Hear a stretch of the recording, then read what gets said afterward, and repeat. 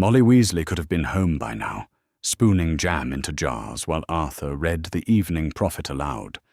She could have been listening to Ginny practice her alphabet, watching Ron attempt to de-gnome the garden without magic, or scolding the twins for whatever creative destruction they'd accomplished in her absence.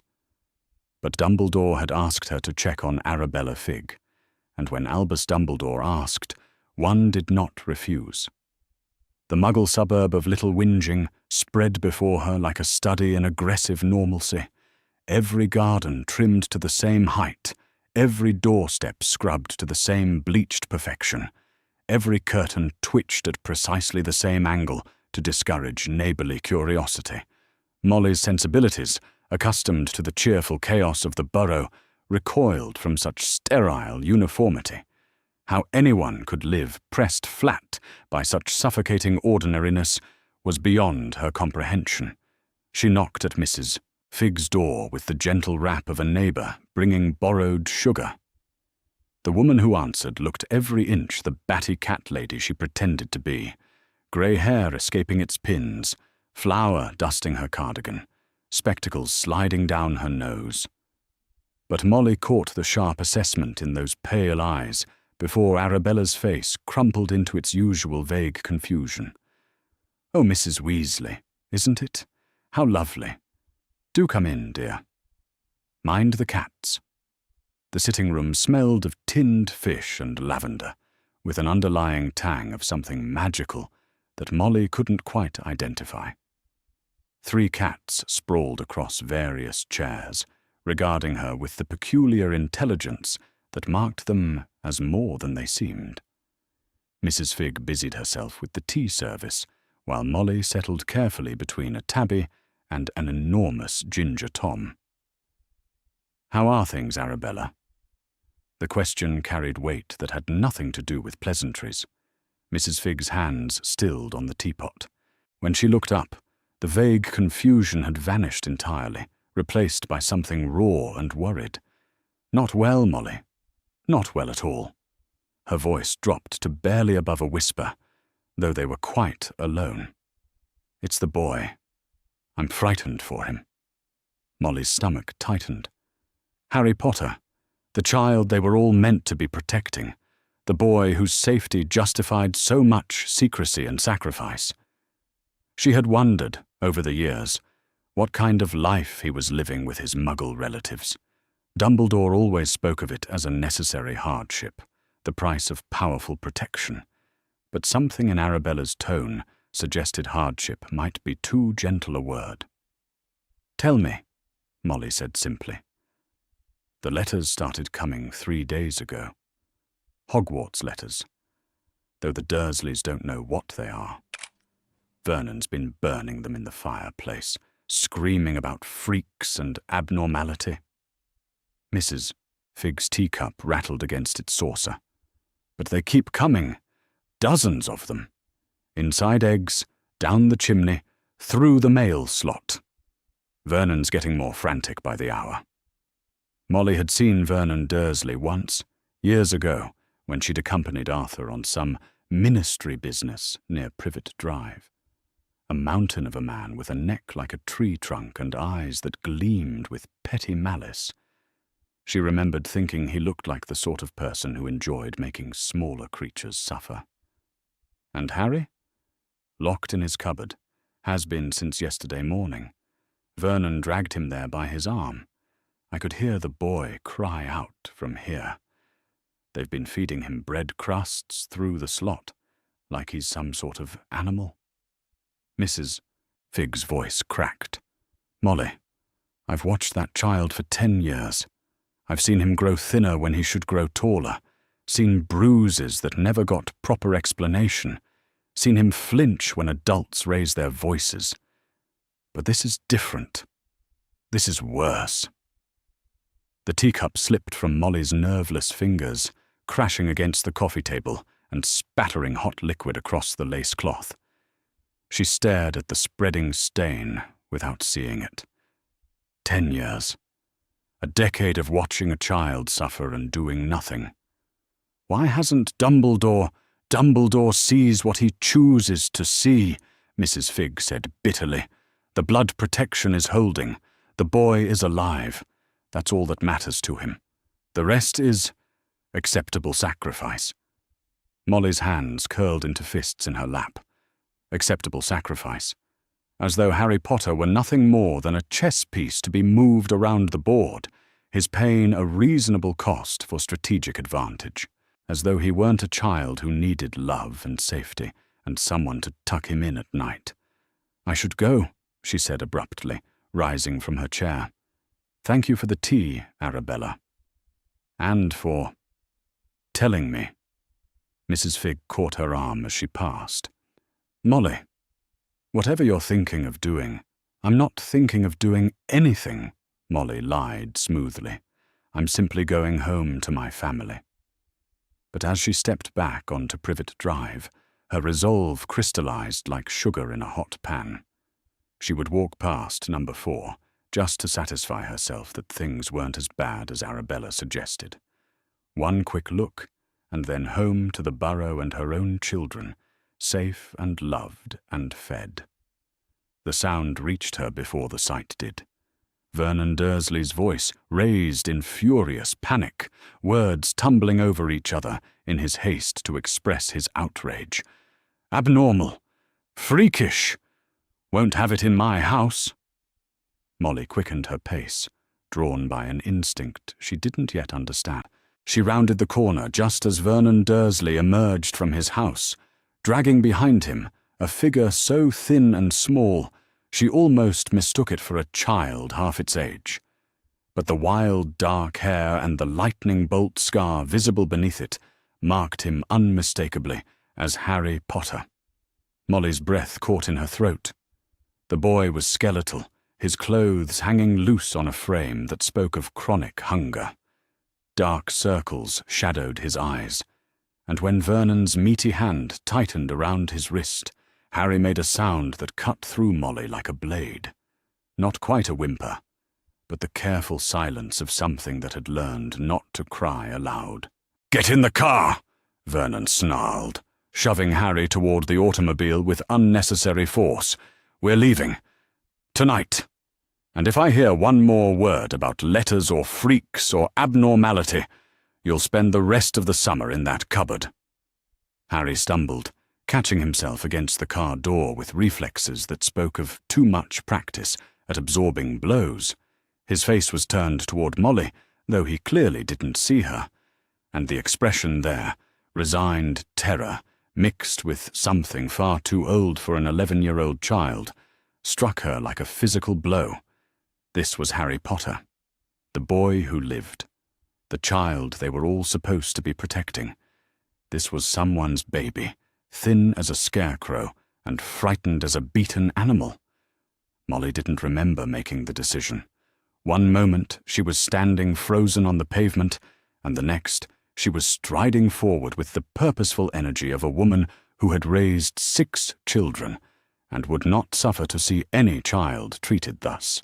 "Excuse me," she called out, her voice carrying the particular authority that had quelled countless childhood squabbles. "Is everything all right here?" Vernon spun toward her, his face mottled purple with rage and panic. "Mind your own business, woman. Nothing here that concerns you." But Harry had looked up at the sound of her voice, and Molly found herself staring into green eyes that were far too knowing, far too careful, eyes that assessed her as a potential threat before recognizing her as potentially safe. The wariness in that gaze made something fierce and protective unfurl in her chest. "I'm afraid when I see a child being handled roughly, it does concern me," she said mildly, though her wand hand itched with the urge to hex Vernon Dursley into next week. "Perhaps you'd like to tell me what's troubling you. Sometimes a listening ear can help." "Freaks," Vernon muttered, apparently unable to articulate his panic more clearly. "Abnormal letters. Won't have them in my house. Won't have him bringing that abnormality into my home." Harry flinched at the word abnormality, as though it were a physical blow, and Molly had to consciously stop her hand from reaching for her wand. Instead, She stepped closer, studying the boy with the eyes of a mother who had learned to read her children's needs in the set of their shoulders and the tilt of their heads. "And what has young Harry done to deserve such harsh words?" she asked gently, directing the question to Vernon, but letting her gaze rest on Harry's upturned face. Vernon's grip tightened on Harry's arm, and the boy went very still in the particular way that spoke of learned helplessness. "He's been getting letters, strange letters, from some school for freaks. I won't have it. Won't have abnormality in my house." Understanding crashed over Molly like cold water. Hogwarts letters. Harry's Hogwarts letter, arriving to signal his entry into the wizarding world, and the Dursleys were treating him, as though he carried some contagious disease. She looked at Harry again, taking in details she'd missed in her first shock. The way his clothes hung loose enough to hide the worst of his thinness, the practiced stillness that came from learning not to draw attention, the careful blankness of his expression that didn't quite mask the intelligence behind his eyes. This child had been surviving, not living, and everyone who was supposed to protect him had somehow convinced themselves that this was acceptable. "Letters from a school," she repeated thoughtfully. How exciting for Harry. Most children are thrilled to hear from schools that want them. "Not this sort of school," Vernon spat. "Freakish place, teaching abnormal things. We're normal people. We won't have any of that business in our house." Harry's eyes widened slightly, and Molly caught the flash of desperate hope that crossed his face before he suppressed it. He knew. Somehow, despite being kept from any knowledge of his heritage, Harry Potter knew that those letters represented something important, something that might mean escape, and the Dursleys were prepared to take that away from him. "Well," Molly said, and her voice carried the deceptive calm that her children had learned to recognize as the eye of the storm. "That does sound like a difficult situation. Perhaps there's another solution." "There's no solution," Vernon snapped. "We're leaving tonight, getting away from all this freakish business, and he's coming with us, whether he likes it or not." Harry's face went carefully blank again, but not before Molly caught the flash of pure terror that crossed it. Not fear. Terror. The kind that came from knowing that escape was possible and watching it slip away. She made her decision in that moment, watching an 11-year-old boy resign himself to further imprisonment. It wasn't a particularly complicated decision, really. She had raised 6 children of her own. She knew what children needed: food, safety, love, and someone to fight for them when they couldn't fight for themselves. "Actually," she said, and her hand moved to her pocket where her wand rested, hidden but ready. "I think there might be another option." Vernon's eyes narrowed. "What sort of option?" Molly smiled, and it was the sort of smile that had convinced countless children to confess their misdeeds and countless adults to reconsider their actions. The sort where Harry gets to make some choices for himself. She drew her wand. The stunner caught Vernon Dursley square in the chest, dropping him like a felled tree onto his pristine driveway. Harry stumbled backward, finally free of that crushing grip, staring at Molly with a mixture of shock and something that might have been hope. "Hello, Harry," she said gently, tucking her wand away as though stunning hostile muggles was simply another item on her daily agenda. "My name is Molly Weasley, and I think it's time someone had a proper conversation with you about those letters." He stared at her for a long moment, green eyes wide with shock and calculation, and the careful wariness of a child who had learned not to trust too quickly. Then, in a voice barely above a whisper, he asked the question that would change everything. "Are you going to take me back to them?" Molly's heart broke and hardened at the same time. She stepped forward and held out her hand, palm up, offering choice rather than demanding compliance. "Not if you don't want to go." Harry looked at her outstretched hand for a long moment. Then, with the careful deliberation of someone making the most important decision of his life, he reached out and took it. "I don't want to go back," he said simply. "Then you won't," Molly promised, and meant it with every fibre of her being. "Now, let's get you somewhere safe, while I explain about magic and schools and families that would be honoured to have you." She raised her wand again, this time to send a message that would change the composition of the Weasley family forever. The silver doe bounded away into the evening air, carrying with it the words that would bring Arthur running, bringing home 7 children tonight.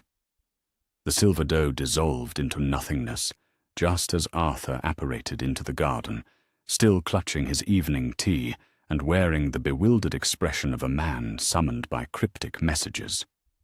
Molly met him at the kitchen door, Harry's small hand still clasped firmly in hers, and watched her husband's face cycle through confusion, recognition, and dawning understanding. "Molly," Arthur said slowly, setting down his teacup with the careful precision of someone trying not to drop it. "When you said 7 children, I meant 7 children." Her voice carried the particular tone that brooked no argument, the one she used when discussing non-negotiables like proper nutrition and adequate sleep. "Arthur, this is Harry Potter." Harry pressed closer to her side, overwhelmed by the rapid succession of strangers and magic and impossible things. The man before him had kind eyes behind crooked spectacles, and hair that stuck up at angles that defied both gravity and grooming products. He looked like the sort of person who might repair broken toys and read bedtime stories, but Harry had learned not to trust first impressions. "Hello, Harry," Arthur said gently, crouching down to bring himself closer to the boy's eye level. "It's very nice to meet you. I'm Arthur Weasley." "He doesn't know," Molly said quietly, "about magic, about the wizarding world, about any of it. The Dursleys have kept him ignorant of his heritage while—" Her voice caught, and Arthur's expression darkened as he took in Harry's too thin frame and careful wariness. "While treating him as less than human," Arthur finished, and the anger in his voice was all the more effective for being tightly controlled. "I see." The sound of footsteps on the stairs announced the arrival of the Weasley children, drawn by voices and the unmistakable sense that something momentous was happening. Percy appeared first, still clutching a Transfiguration textbook and wearing his prefect badge, even though he was home for summer holidays. The twins tumbled after him, their identical faces bright with curiosity, while Ron bounded down 2 steps at a time with Ginny close behind. "What's going on?" Fred asked, then stopped short when he saw Harry. "Blimey." "Language," Molly said automatically, though her heart wasn't in the correction. She was watching her children's faces as they processed what they were seeing. A boy their own age, thin as a scarecrow, and clutching her hand like a lifeline. George was the first to make the connection, his eyes widening as they fixed on Harry's forehead. "That's Harry Potter," Percy breathed, his textbook forgotten. "But you're supposed to be with your relatives, safe and protected, and—" He stopped, clearly struggling to reconcile the official story with the reality before him. Ron was staring with the particular intensity of someone meeting a legend made flesh. But Ginny's reaction was different. She looked at Harry with the solemn consideration of someone who understood what it meant to be small and overlooked, and her young face was already settling into lines of fierce protectiveness. "He looks hungry," she said simply, and the observation cut through the awkwardness like a knife. "He is hungry," Molly confirmed, her hand tightening protectively on Harry's shoulder. "Among other things. The Dursleys have been—" She paused, searching for words that would convey the truth without traumatizing her children. "They haven't been kind to him." Fred and George exchanged one of their wordless communications, and their usual mischievous expressions hardened into something far more serious. Ron's mouth had fallen open in shock, while Percy was clearly wrestling with the implications for everything he'd been taught about proper procedures and official oversight. But the ministry, Percy started. Surely they would have. The ministry sees what it chooses to see, Arthur said quietly. As does Dumbledore, apparently. But your mother saw what needed to be seen. Harry listened to this exchange with growing confusion and a flutter of something that might have been hope. These people were talking about him as though he mattered, as though his suffering was wrong rather than deserved. The woman, Molly, was holding his hand like she had no intention of letting go, and the man, Arthur, was looking at him with something that looked suspiciously like kindness. "I don't understand," he said finally, his voice barely above a whisper. "What's happening? Who are you people?" The question fell into silence, and Harry watched the adults exchange glances that spoke of decisions being made above his head. It was a familiar feeling, but somehow less frightening than usual. Molly knelt down beside him, bringing herself to his eye level the way Arthur had done. "Harry, dear, do you remember those letters? The ones your uncle was so angry about?" Harry nodded cautiously.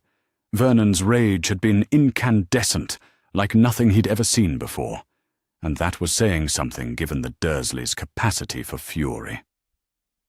Those letters were from a school, a very special school that teaches children like you, children with magical gifts. She spoke slowly, watching his face for signs of disbelief or fear. "You're a wizard, Harry, and so are we."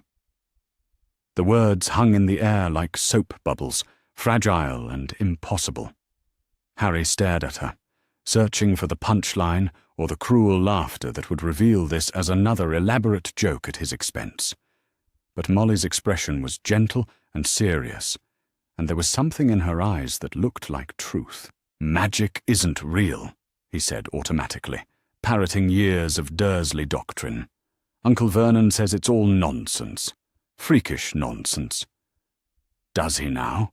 Fred said with dangerous softness. "And what else does Uncle Vernon say about freaks and abnormality?"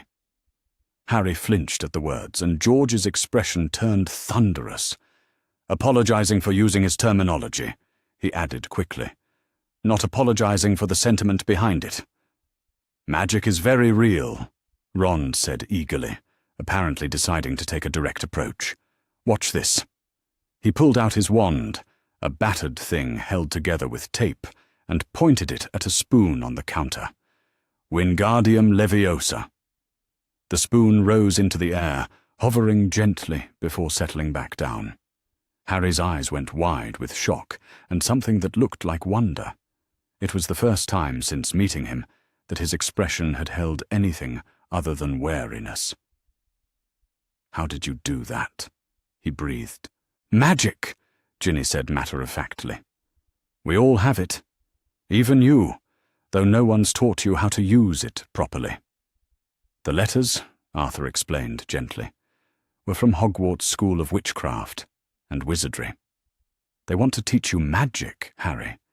They want to give you the education you deserve." Harry's face cycled through disbelief, wonder, and something that looked heartbreakingly like longing. "But I can't. Uncle Vernon burned the letters.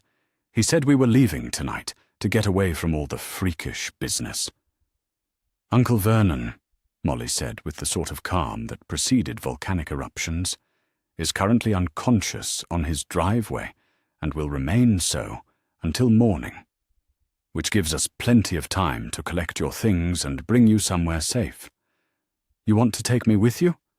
The question was asked with such careful hope that it made Molly's heart ache, as though kindness from strangers was so foreign a concept that it required confirmation. "If you want to come," she said simply. "No one will force you to do anything, dear. But you should know that you have choices. You don't have to go back to people who hurt you." Harry was quiet for a long moment, processing this information with the careful deliberation of someone unaccustomed to having options. Then, with the sort of courage that had once made him famous, he nodded. "I want to come with you," he said simply. "Right then," Molly said briskly, rising to her feet and brushing off her skirts. "Fred, George, Percy, you're with me. We're going back to Privet Drive to collect Harry's belongings." "Can I come too?" Ron asked eagerly. "I want to help." "And me," Ginny added with quiet determination. Molly looked at her youngest children, Ron with his eager helpfulness, Ginny with her fierce protectiveness, and made a decision that would have lasting consequences for all of them. "All right, but you follow my lead, no questions asked, and if I tell you to do something, you do it immediately. Understood?" A chorus of agreement followed, and within minutes they were standing in front of the fireplace, green powder glinting in Molly's palm. Harry watched with fascination as she threw the powder into the flames, which turned brilliant emerald. "Privet Drive, little whinging," she called clearly, and stepped into the fire. The next few minutes passed in a blur of magical transportation that left Harry dizzy and disoriented. One moment he was in a warm, chaotic kitchen that smelled of baking bread and happiness, and the next he was standing in the sterile perfection of the Dursley sitting room, surrounded by people who moved with purpose and determination. "Upstairs," Percy said efficiently. "Harry's room should be upstairs." "Actually," Harry said quietly, "my room is under the stairs."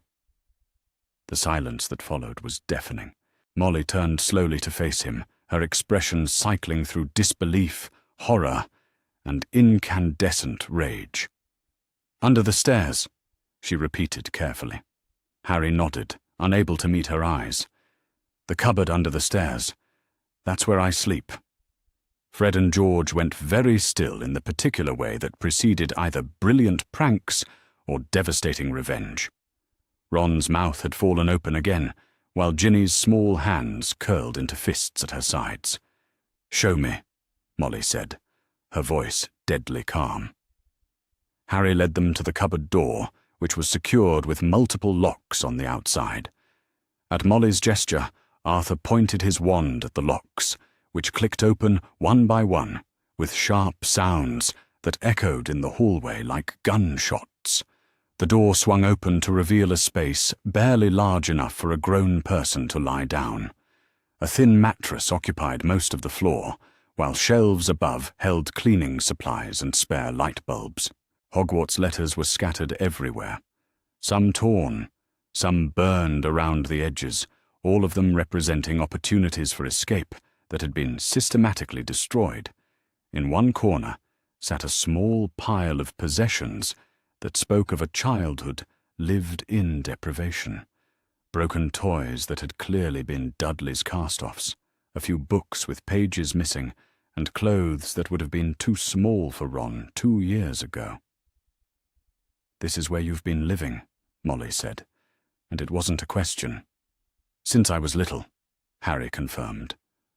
"I got Dudley's second bedroom last year when the letters from St. Brutal's arrived, but Uncle Vernon put me back in here when the Hogwarts letters started coming. Said I didn't deserve a real room if I was going to bring freakish business into the house." The explanation was offered matter-of-factly, as though sleeping in cupboards was a normal consequence of being inconvenient. The casual acceptance in Harry's voice was perhaps the worst part of all. He'd been trained to see this treatment as normal, even deserved. Molly knelt down and began gathering Harry's scattered possessions with the careful reverence of someone handling precious artifacts. "Help me pack his things," she said quietly, and her children sprang into action.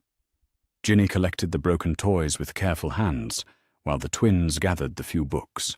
Ron folded the 2 small clothes with uncharacteristic solemnity, and Percy methodically sorted through the destroyed Hogwarts letters, his face growing more thunderous with each torn page. "We should take these," he said grimly, holding up a handful of letter fragments. "Evidence if anyone asks questions." "Good thinking," Arthur said, though his voice was strained with the effort of maintaining composure. Harry watched them work with growing amazement. These strangers, these people who owed him nothing, were handling his worthless possessions as though they mattered. As though he mattered. "Is this everything?" Molly asked gently, settling a small travelling bag that had materialized from somewhere. Harry nodded, then paused. "There's one more thing, but it's upstairs." They followed him up to Dudley's second bedroom, where Harry knelt down and pulled a loose floorboard. From the hiding place beneath, he withdrew a single photograph, the only picture he had of his parents. "They gave this to me once," he said quietly, studying the two smiling faces. "The only time they told me anything about my mum and dad. Said they died in a car crash." "Oh, sweetheart," Molly breathed, and the endearment slipped out before she could stop it. "They didn't die in a car crash. They died protecting you from a very dark wizard. They were heroes, both of them." Harry looked up sharply, his green eyes, so like his mother's, bright with sudden tears. "Really? Really? And they loved you very much. So much that their love is still protecting you, even now." Harry clutched the photograph to his chest, and for the first time since they'd met him, he looked like the child he was supposed to be, 11 years old and desperate to know that he'd been loved. "Come on then," Molly said briskly, blinking back tears of her own. "Let's go home." "Home," Harry repeated, as though testing the word. "Home," she confirmed, taking his free hand in hers. "You're coming home with us, Harry Potter, and no one is ever going to lock you in a cupboard again." As they stepped back into the emerald flames, Harry caught one last glimpse of the house that had been his prison for 10 years. Then the fire spun around them, carrying them away from Privet Drive and toward something that might, impossibly, be better. Behind them, Vernon Dursley remained unconscious on his driveway, dreaming of normalcy while his nephew disappeared into a world where magic was real and children were treasured for who they were, not punished for who they weren't. The first thing that struck Harry about the burrow was the noise. Not the harsh, angry shouting he was accustomed to, but a warm symphony of domestic life. Pots bubbling on the stove, a clock chiming somewhere upstairs, the soft murmur of Arthur's voice explaining something to Percy in the next room. It was overwhelming in the most wonderful way, like stepping from winter into summer without warning. The second thing was the smell, baking bread and roasted chicken, herbs hanging from the rafters, and something indefinable that Harry later realized was simply the scent of a home where people were loved. He stood frozen in the kitchen doorway, clutching his photograph and his bag of meager possessions, afraid to move lest he break the spell and find himself back in the cupboard under the stairs. "Come in, dear," Molly said gently, guiding him to a chair at the scrubbed wooden table. "You must be exhausted." Harry perched on the edge of the chair, ready to bolt if necessary. Everything here was foreign. The cheerful chaos of dishes drying themselves in mid-air, the knitting needles clicking away unattended in a basket, the portraits on the walls that actually moved. At Privet Drive, even breathing too loudly could earn him a slap. Here, magic danced through the air like it belonged. "Are you hungry?" Molly asked, though she was already bustling toward the stove. "Silly question. Of course you're hungry. Growing boys are always hungry, and you've got quite a bit of growing to catch up on." The casual way she said it, as though his stunted growth was simply a problem to be solved rather than evidence of his fundamental unworthiness, made something tight in Harry's chest loosen slightly. Ron dropped into the chair beside him with the easy confidence of someone who had never questioned his right to take up space. "This is brilliant," he said, grinning widely. "I can't believe Harry Potter is sitting in our kitchen. Wait until Bill and Charlie hear about this." "Bill and Charlie?" Harry asked, his voice barely above a whisper. "Our oldest brothers," Ginny explained, settling across from him with a cup of cocoa. She pushed the mug toward him with shy deliberation. "Bill works for Gringotts. That's the Wizarding Bank. And Charlie studies dragons in Romania." "Dragons?" Harry accepted the cocoa with careful hands, marveling at the way the warmth seeped through the ceramic into his cold fingers. "Dragons are real. Very real," Fred confirmed, appearing at Harry's shoulder with George close behind. "Charlie's got scars to prove it." "But brilliant scars," George added quickly, noting Harry's expression. "The kind you get from doing something you love, not the kind you get from—" He stopped abruptly, his eyes flicking to the fading bruises on Harry's wrists.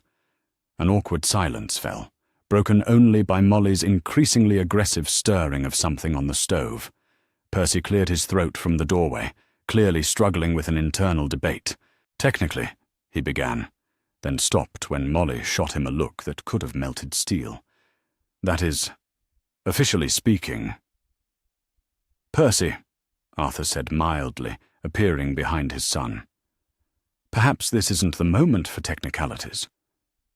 But, Dad, there are procedures, protocols for this sort of thing. We can't just—" "Can't just what?" Ginny asked with dangerous sweetness. "Can't just keep a child from being locked in a cupboard? Can't just feed someone who's obviously starving? Can't just do the right thing because it's right?" Percy flushed, his ears turning red in the way that marked him unmistakably as a Weasley. "I'm not saying we shouldn't help him. Of course we should help him. I'm saying we need to think about the consequences.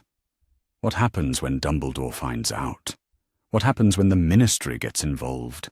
What happens if we do nothing?" Fred interrupted. "What happens if we send him back to those monsters?" "They are monsters," George added flatly. "Anyone who locks a child in a cupboard is a monster. I don't care what the official policy says."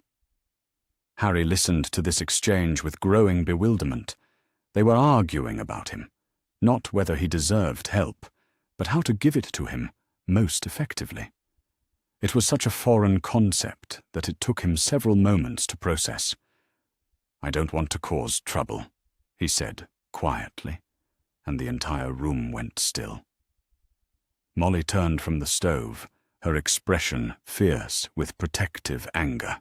"You listen to me, Harry Potter. You are not trouble. You are not a burden. You are not an inconvenience. You are a child who has been badly treated, and any decent adult would consider it a privilege to help you." The certainty in her voice was overwhelming. Harry stared at her, searching for the catch, the condition, the moment when her kindness would be revealed as another form of manipulation. But Molly's expression held only maternal warmth and absolute conviction. "But the blood protection?" Percy said weakly. Dumbledore said a lot of things," Arthur interrupted, his voice unusually sharp. "But he never said anything about cupboards under stairs, or meals withheld, or a child too thin for his clothes. If his protection required that level of suffering, then perhaps it was protection that came at too high a price." The words hung in the air like a challenge to everything they'd been taught about authority and duty. Percy looked stricken, clearly struggling to reconcile his respect for rules with the evidence of his own eyes. "Right," Molly said briskly, apparently deciding the philosophical debate could wait. "Enough talking. Harry, you need food and proper clothes and a good night's sleep, in that order. Everything else can be sorted tomorrow." She set a plate before him that made his eyes widen in shock. Roasted chicken and potatoes, vegetables that still steamed, bread that was warm from the oven. It was more food than he usually saw in a week, presented without ceremony or conditions. "I can't eat all this," he said faintly. You don't have to eat all of it, Molly assured him. Just eat what you can, and don't force anything. Your stomach needs time to adjust. Harry took a tentative bite of chicken and nearly moaned with pleasure. It was perfectly seasoned and tender enough to cut with a fork, nothing like the scraps he was occasionally thrown at Privet Drive. He ate slowly, conscious of the entire Weasley family watching him, with expressions ranging from sympathy to rage. Good? Ron asked, though the answer was obvious from Harry's expression.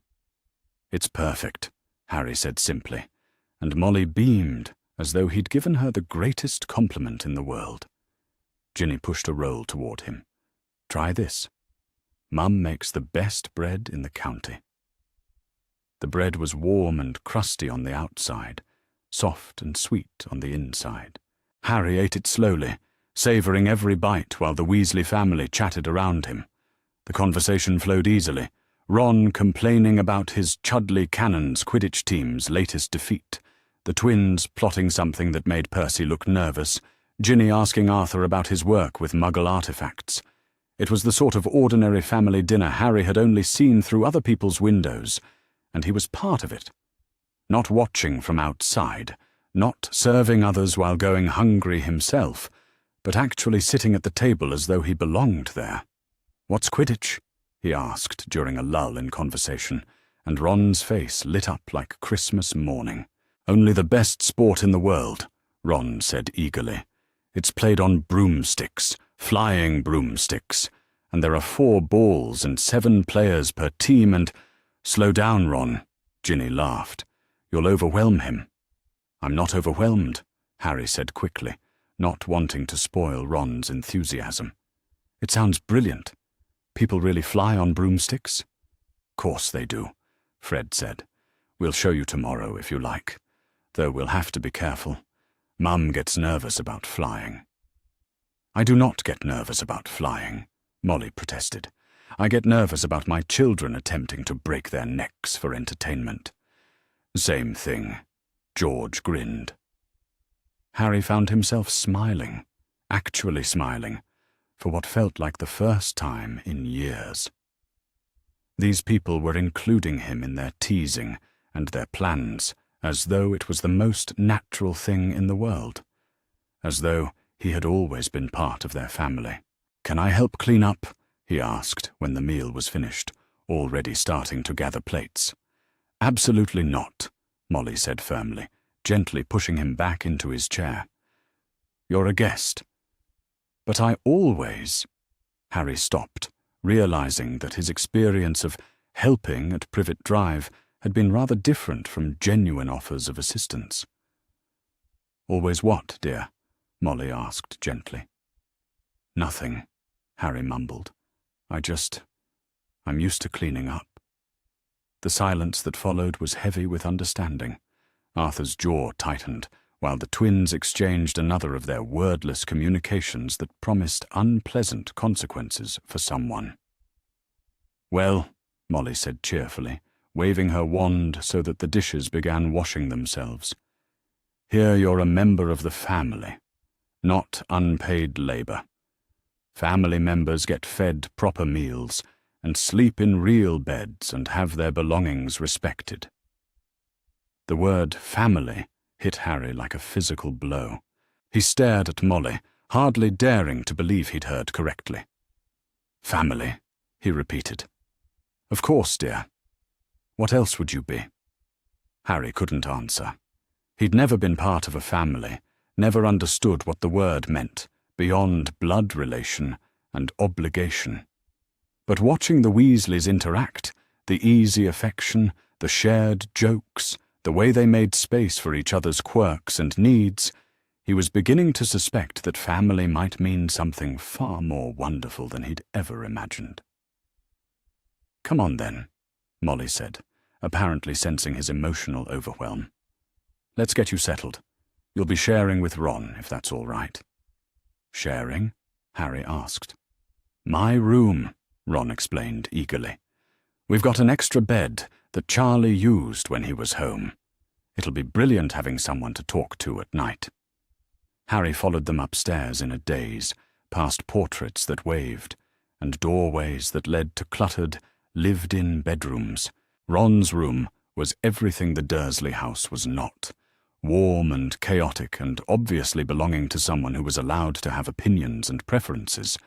Quidditch posters covered the walls, while clothes were draped over chairs and books lay open on every surface.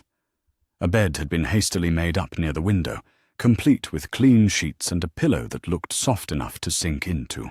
"It's not much," Ron said with unusual shyness. "Nothing fancy like you're probably used to." "It's perfect," Harry said honestly. "It's the most perfect room I've ever seen." Molly appeared in the doorway with a pile of clothes. "These should fit you better than what you're wearing," she said, setting them on the bed. "Bill's old things, mostly. He was about your size at 11. Harry fingered the soft fabric of a jumper, amazed at the concept of clothes that were his size instead of Dudley's enormous cast-offs. "Thank you. For everything. I don't know how to." "You don't need to know how to do anything except be a child," Molly said firmly. "That's quite enough for now." She kissed his forehead, actually kissed his forehead, as though such casual affection was normal, and bustled out, leaving the two boys alone. "This is mad," Ron said happily, bouncing on his bed. "Harry Potter in my room. Mum's going to spoil you rotten, you know. She loves taking care of people." "She's very kind," Harry said carefully, still not quite trusting this sudden abundance of care. "She's the best," Ron agreed. "They all are, really. Even Percy, though he's a right prat about rules sometimes. But he means well. And the twins, well, you'll figure out the twins soon enough."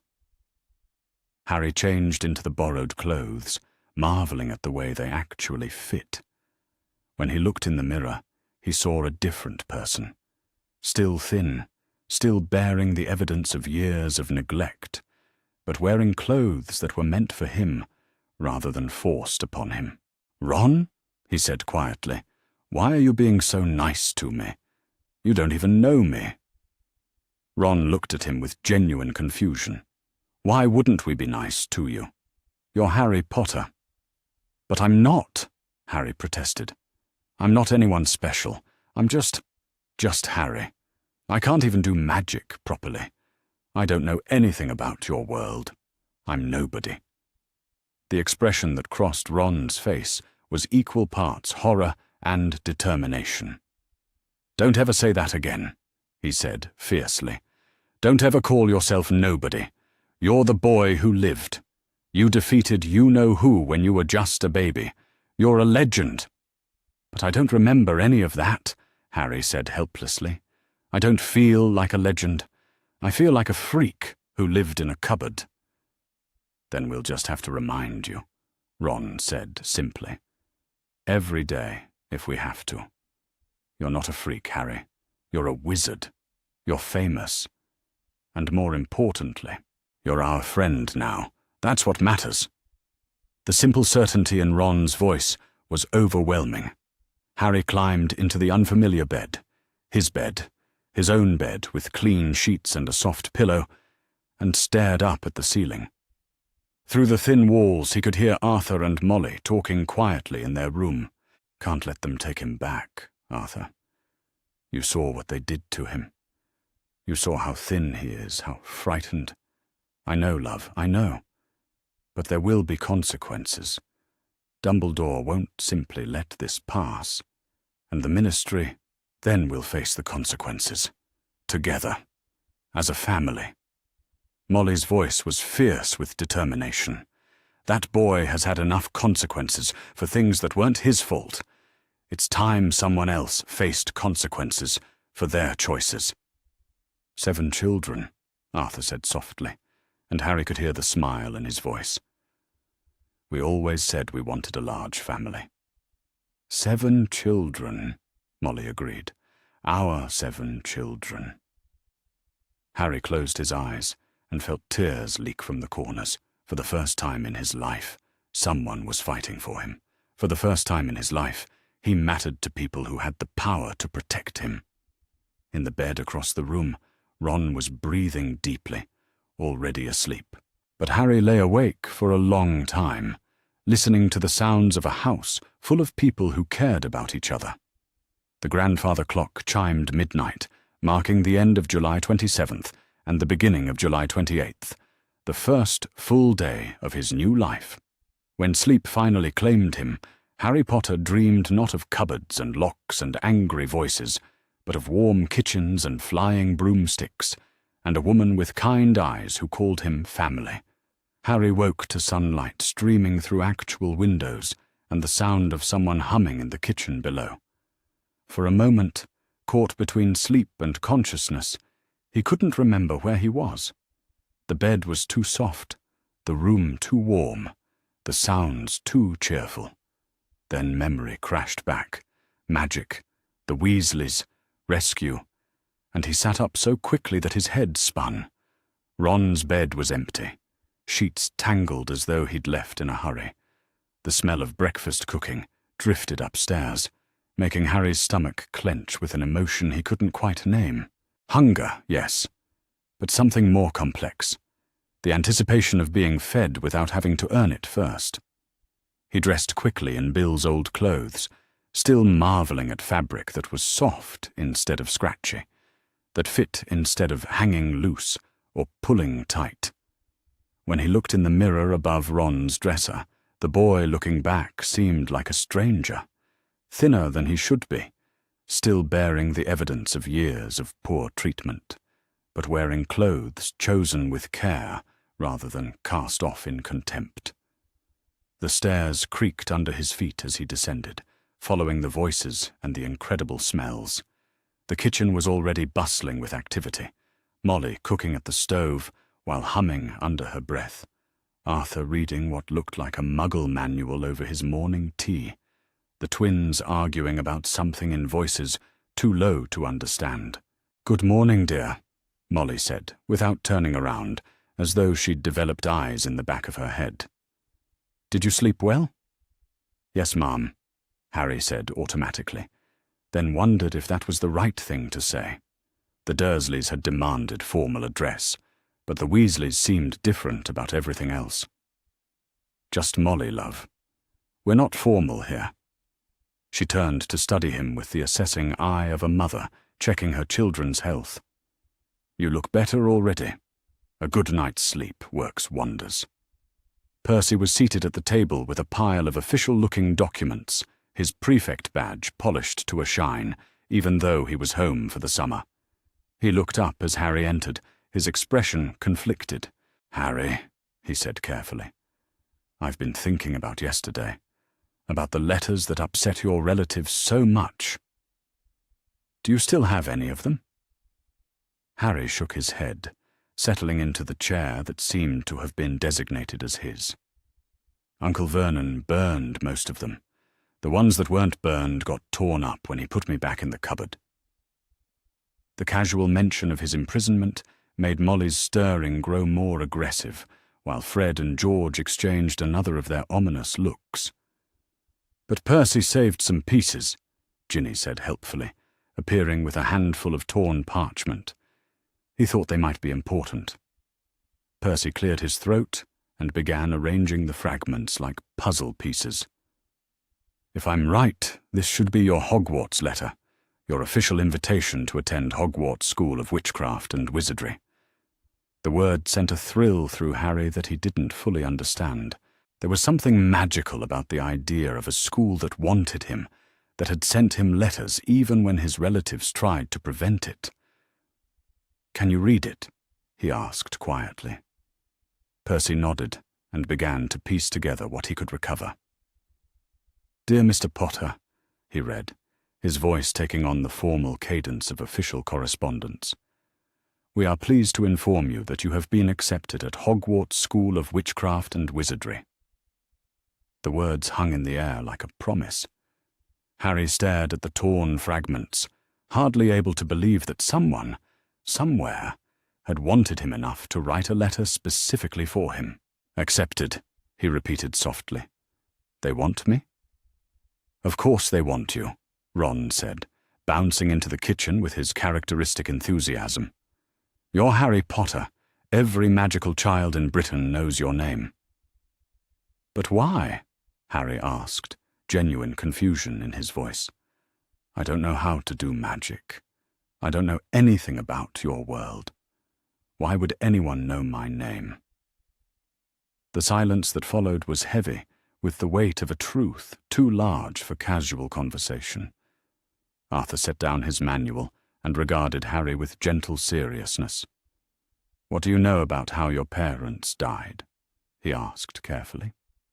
Car crash, Harry said automatically, parroting the story he'd been told. Uncle Vernon said they died in a car crash because they were drunk and irresponsible. The temperature in the room seemed to drop by several degrees. Molly turned from the stove with an expression of such fury that Harry instinctively shrank back in his chair. Those monsters, she breathed. Those absolute monsters. To tell a child such lies about his parents. It wasn't a car crash, Arthur said gently, his voice cutting through Molly's anger.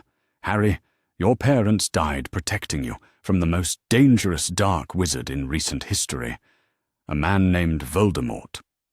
Harry felt the name like a physical blow. Around the table, the Weasley children flinched at the sound, but Arthur pressed on. He killed many people, Harry, entire families. But when he tried to kill you, you were just a baby. Something happened that no one fully understands. The killing curse bounced off you and destroyed him instead. You survived something that should have been impossible, and you bear the mark of it still. Arthur's eyes flicked to Harry's forehead, and Harry's hand rose instinctively to touch his scar. The lightning bolt shape he'd always been told to hide, that the Dursleys had claimed was evidence of his freakishness. My scar, he said slowly. This is from the night you defeated the most powerful dark wizard of our time, Percy said, his voice filled with something that might have been awe. The night you became the boy who lived. The words felt surreal, like something from one of Dudley's fantasy books. Harry stared around the table at faces that reflected belief rather than mockery, and slowly began to understand that they weren't telling him stories. They believed this. They believed he had done something extraordinary. But I don't remember any of it, he said helplessly. I don't feel extraordinary. I just feel like Harry, Ginny finished softly. That's because that's what you are. Harry. Not the boy who lived, not a legend. Just Harry, who happens to have done something amazing when he was little.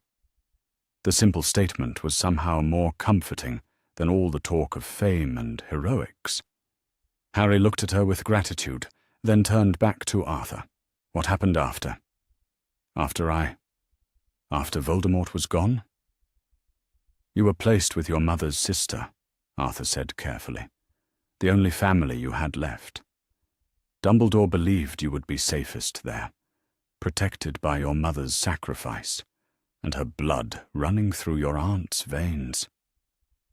Protected, Harry repeated, and there was something bitter in his voice that made Molly set down her spatula with a sharp crack. Yes, well, she said with dangerous calm, we can all see how well that protection worked out.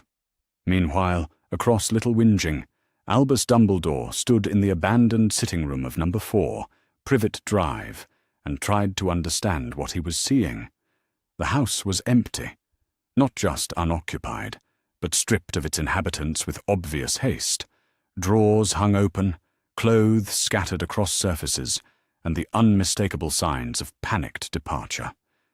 But more troubling than the Dursleys' absence was what he found in the cupboard under the stairs. A thin mattress, broken toys, and scattered everywhere, the torn remnants of Hogwarts letters. Arabella, he said quietly, his voice carrying the weight of terrible understanding. Please tell me what happened here. Mrs. Figg stood in the doorway of the cupboard, her face pale with a mixture of guilt and defiance. For 15 years she had maintained her cover, played the harmless cat lady while watching over Harry Potter from a distance. But the evidence before them made a mockery of all those years of supposed protection. "The Dursleys panicked when the letters started coming," she said finally. "Vernon became increasingly violent about what he called freakish business. The boy was locked in here for 2 days without proper food or water." Dumbledore's hands tightened on his wand, and for a moment the air around him crackled with barely controlled magic. 2 days. "I wanted to intervene," Mrs. Fig said quickly, "but my orders were clear. Watch and report. Don't interfere unless his life was in immediate danger. And yesterday?" Mrs. Fig hesitated, clearly weighing her words. "Yesterday, Molly Weasley came to check on me. Order business. She saw Vernon dragging the boy. She saw his condition." The silence that followed was deafening. Dumbledore stood very still, processing this information with the careful deliberation of a man watching his carefully laid plans crumble. "Molly took him," he said. "It wasn't a question. She stunned Vernon and took the boy to safety," Mrs. Fig confirmed. "I haven't seen them since, but I can make an educated guess about where they went." Dumbledore closed his eyes, feeling the weight of 11 years of decisions settling on his shoulders like a lead cloak. He had believed, had convinced himself, that Harry's suffering was a necessary sacrifice, that the blood protection was worth any cost, any hardship the boy might endure. But standing in this cupboard, surrounded by the evidence of what that protection had actually cost, he could no longer maintain that comfortable delusion. "The blood wards," he said aloud, testing the strength of his convictions against the reality before him. "What good are wards?" Mrs. Fig asked quietly. "If the people inside them are the danger." Back at the burrow, Harry was struggling to process everything he'd learned. His parents weren't drunken failures, they were heroes. His scar wasn't a mark of freakishness, it was proof of his survival against impossible odds. And the wizarding world that had been kept from him all his life was not only real, but considered him something special. "It's a lot to take in," Arthur said gently, noting Harry's overwhelmed expression.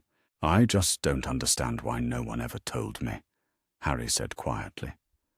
"Why did they let me think my parents were worthless? Why did they tell me I was a freak?" "Because they were frightened," Molly said, her voice tight with anger. "Frightened of magic, frightened of anything different, frightened of having their comfortable little world disrupted by truth." "Will I really be able to go to Hogwarts?" Harry asked, hardly daring to voice the hope. "Of course you will," Ron said immediately. "All magical children go to Hogwarts. It's brilliant, Harry. You'll love it." "You'll need supplies," Percy added, clearly thinking practically. "Books and robes and a wand. There's a list in your letter. Or there would have been, if it hadn't been torn up." "We'll take you to Diagon Alley," Molly said firmly. "Get you everything you need. You'll start school properly equipped, not like some poor relation, grateful for scraps." The fierce protectiveness in her voice made Harry's throat tight with emotion. He'd never had anyone fight for him before, never had anyone care whether he succeeded or failed. "I don't have any money," he said quietly. "The Dursleys always said I was a burden they couldn't afford." "Oh, sweetheart," Molly said softly. "Your parents left you very well provided for. You have an inheritance waiting at Gringotts, money that's yours by right, not charity from anyone." The revelation was almost too much to process. Parents who loved him, money that was his, a school that wanted him, people who cared about his well-being. It was the opposite of everything he'd been taught to expect from life. "Molly," Arthur said quietly, and something in his tone made everyone look up. "We have company coming." Through the kitchen window, Harry could see a figure approaching through the garden, an old man with long silver hair and a beard, wearing robes that seemed to sparkle in the morning sunlight. Even without being told, Harry knew who it was. There was something about the man that spoke of power and authority, and decisions made from great heights. "Dumbledore," Percy breathed, his face cycling through reverence and uncertainty. Molly straightened, her expression settling into lines of determined protection. "Right then," she said briskly. "Arthur, get the children upstairs. All except Harry." "I'm staying too," Ron said immediately. "And me," added Ginny with quiet determination. Molly looked as though she might argue, then nodded curtly. "Fine. But you stay quiet and let me handle this." The kitchen door opened without a knock, and Albus Dumbledore stepped into the warm chaos of the Weasley home. His blue eyes swept the room, taking in the family clustered protectively around Harry, before settling on Molly with an expression of profound disappointment. "Molly," he said quietly, "I think we need to talk." "Yes," Molly said, her voice steady and uncompromising. "I rather think we do." Harry pressed closer to Ron, instinctively seeking the safety of friendship, and waited to learn what would happen to the first real home he'd ever known. The silence that followed Dumbledore's entrance stretched taut as a bowstring. Harry had seen the headmaster in the newspaper photographs that occasionally made their way to Privet Drive, distant images of a man who seemed more legend than flesh. But seeing him in person was something altogether different. Power radiated from him like heat from a forge, and his blue eyes held depths that suggested he had seen more of both darkness and light than any one person should be asked to bear. Those eyes settled on Harry with an expression of profound sadness, mixed with something that might have been relief. "Hello, Harry," Dumbledore said gently, as though they were meeting under pleasant circumstances, rather than in the aftermath of what could only be described as kidnapping. "I have been very worried about you." Harry pressed closer to Ron, instinctively seeking protection among the Weasley children. The old man's voice was kind, but there was something in his manner that reminded Harry uncomfortably of the social workers who had occasionally visited Privet Drive, people who spoke softly while making decisions that would change his life without consulting him. "Professor Dumbledore," Molly said, her voice carefully neutral, but carrying an undertone of steel. "Would you care for some tea?" "Thank you, but no." Dumbledore's gaze never left Harry's face, cataloguing the changes that 2 days of proper care had wrought. The boy was still far too thin, still bearing the subtle signs of chronic neglect, but there was something different about him now, a spark of hope that hadn't been there before. "I think we both know why I'm here." "Do we?" Molly asked pleasantly, though her hand moved to rest protectively on Harry's shoulder. "I'm afraid I'm not certain what you mean." Arthur shifted uncomfortably in his chair, clearly torn between his wife's fierce protectiveness and his lifelong respect for Dumbledore's wisdom. Percy was practically vibrating with the conflict between his reverence for authority and the evidence of his own eyes. Even Fred and George, who had crept downstairs despite Molly's orders, were unusually subdued as they flanked Harry's other side. "Molly," Dumbledore said with the patient tone of a teacher addressing a difficult student, "Harry must return to his relatives. The protection that keeps him safe depends upon his living with his mother's blood family. Without it, he becomes vulnerable to forces far darker than anything the Dursleys might." "Stop!" The word cracked through the air like a whip, and Dumbledore fell silent in apparent surprise. Molly had risen from her chair and was standing with her hands clenched at her sides, her entire body radiating maternal fury. Don't you dare stand in my kitchen and tell me that child needs to return to people who locked him in a cupboard like an unwanted pet. The blood protection. The blood protection, Molly interrupted, her voice rising with each word, did nothing to protect him from starvation. It did nothing to protect him from being beaten and locked away and told he was worthless. It did nothing to protect him from believing that his parents died drunk and irresponsible, rather than heroes who loved him enough to die for him. Dumbledore's face had gone very still, but Molly was far from finished. "Look at him, Albus." She gestured toward Harry, who was staring up at the adults with the wide-eyed terror of a child watching his fate being decided above his head. "Really look at him. See what your protection has cost." Against his better judgment, Dumbledore let his gaze travel over Harry Potter with the clinical assessment he had avoided for 11 years. What he saw made something cold and sick settle in his stomach. The boy was indeed too thin, not just naturally slight, but malnourished in a way that spoke of chronic food deprivation. His clothes, though borrowed and clean, couldn't hide the sharp angles of bones that should have been softened by healthy growth. Most damaging of all was the wariness in those green eyes, the careful way Harry held himself as though expecting violence from any sudden movement. This was not the protected, loved child Dumbledore had envisioned.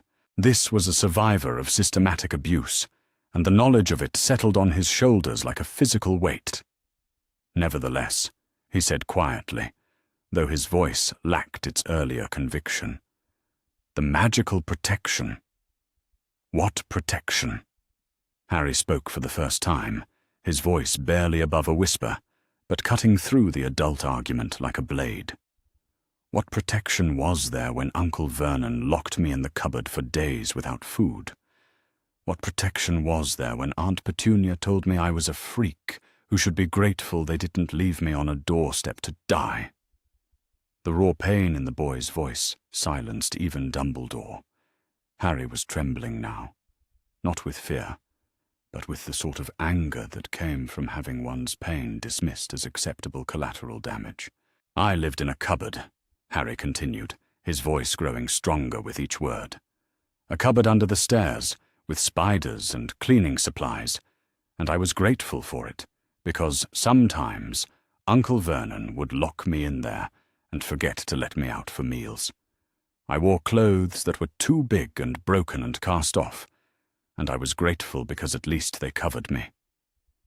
I went to bed hungry most nights, and I was grateful because sometimes I got fed at all." Tears were streaming down Harry's face now, but his voice remained steady and determined. "So please, Professor Dumbledore, explain to me what protection I was receiving that was worth all of that." The kitchen fell into complete silence. Even the magical clock on the wall seemed to tick more quietly, as though the house itself was holding its breath. Dumbledore stared at Harry with an expression of dawning horror, as though truly seeing the child for the first time, rather than the symbol he had constructed in his mind. "Harry," he said finally, his voice barely audible, "I did not know. I believed. I was told." "You were told what you wanted to hear," Arthur said quietly, speaking for the first time since Dumbledore's arrival. "You made assumptions based on what you hoped was true rather than investigating what was actually happening. The blood wards required that Petunia take him in," Molly interrupted. "They did not require that she treat him as less than human. They did not require that she allow her husband to abuse a child in her care. And they certainly did not require that she lie to him about his heritage and his parents' sacrifice." Dumbledore closed his eyes, and for the first time since entering the kitchen, he looked every one of his considerable years. "I believed that love would grow," he said quietly. "I believed that caring for Harry would awaken Petunia's better nature, that she would remember her sister with fondness rather than resentment. "Well, you were wrong," Ginny said with the brutal honesty that only children possess, "and Harry paid the price for your mistake." The accusation hung in the air like smoke, impossible to ignore or dismiss. Percy was staring at Dumbledore with something approaching disillusionment, while the twins had moved even closer to Harry's sides in a gesture of unmistakable protection. "Professor," Percy said slowly, clearly wrestling with concepts that challenged everything he'd been taught about authority and wisdom. Surely there must be other ways to protect Harry. Other forms of magic that don't require him to suffer. "The blood protection is the strongest." "Is it?" Ron interrupted, his voice tight with anger. "Because from where I'm sitting, it looks like it didn't protect him from anything that actually mattered." Dumbledore opened his mouth to respond, then closed it again. The carefully constructed justifications he had used for 11 years were crumbling in the face of a simple truth. His protection had protected property while allowing the person to be destroyed. "I will not allow him to return to those people," Molly said into the silence, her voice carrying the absolute finality of a mother's decree. "I don't care about blood wards or magical protections or your grand plans, Albus. That child has suffered enough in the name of the greater good. Molly, you don't understand the larger picture, don't I?" Molly's voice was dangerously quiet now. "The larger picture that requires a child to be sacrificed for the sake of strategy. The larger picture that values magical theory over a boy's right to safety and love. I understand it perfectly, and I reject it completely." She moved to stand behind Harry's chair, her hands resting protectively on his shoulders. "This child belongs here now, with people who will feed him and clothe him and treat him like the precious soul he is. If your grand plans can't accommodate basic human decency, then perhaps your grand plans are flawed." Dumbledore was quiet for a long moment, his blue eyes studying the tableau before him. Harry surrounded by Weasley children who had closed ranks around him like a protective wall. Arthur and Molly united in their fierce determination to shield him from further harm. It was clear that any attempt to remove Harry by force would shatter relationships that had taken decades to build. More than that, looking at the boy now, really looking at him, Dumbledore was beginning to understand that the child he had thought he was protecting had never actually existed. He had protected an idealized Harry Potter, a symbol of hope and sacrifice, while the real Harry Potter had been slowly dying in a cupboard under the stairs. "The legal ramifications alone," he began weakly, "will be handled," Arthur said firmly. "Harry is not property to be returned to whoever claims ownership. He is a child who deserves to be safe, and if that means challenging every law and regulation in the wizarding world, then so be it. The Ministry will insist." "The Ministry," Percy said with quiet determination, "will have to explain why they allowed a war orphan to be systematically abused under their watch. I rather think they'll be more interested in avoiding scandal than in enforcing compliance with a placement that was clearly a mistake." Dumbledore stared at Percy with something approaching shock. The boy had always been his most devoted supporter among the Weasley children, a by-the-book follower of rules and regulations. To see him questioning authority, questioning Dumbledore's authority, was perhaps the most devastating blow of all. "You're asking me to abandon protections that have kept Harry safe for 11 years, he said desperately. "Safe?" Harry's voice was quiet, but carried across the kitchen with perfect clarity. "I wasn't safe. I was dying, slowly and quietly, and everyone who was supposed to care about me just looked the other way." The words hit Dumbledore like physical blows. He closed his eyes and seemed to age another decade in the space of a breath. "What would you have me do?" he asked finally. Find another way, Molly said simply. You're supposed to be the most powerful wizard alive. Surely you can manage to protect one child without requiring him to be tortured in the process. And if I cannot? If the blood protection truly is the only thing standing between Harry and death? Molly's smile was sharp as broken glass. Then we'll take our chances, because a life lived in terror is no life at all. The ultimatum hung in the air between them, clear and uncompromising. Dumbledore looked around the kitchen one more time, taking in the determined faces of people who had made their choice and would not be swayed. I need time, he said finally. Time to consider alternatives. Time to research other possibilities. You have until Harry's Hogwarts letter requires a response, Molly said firmly, but he will not be returning to Privet Drive. Not today. Not ever. That is not negotiable. Dumbledore nodded slowly, defeat written in every line of his ancient frame. Very well, I will find another way. He turned to go, then paused at the kitchen door. Harry, he said without looking back, I am truly sorry. For all of it. Harry watched the old man leave with mixed emotions churning in his chest. Relief that he wouldn't be forced to return to his prison. Anger at the years of needless suffering, and underneath it all, a small, growing sense of his own worth, the knowledge that there were people in the world who considered his well-being more important than abstract magical theory. Is it over? He asked quietly. Molly's hands tightened on his shoulders. The hard part is, she assured him. Everything else is just details.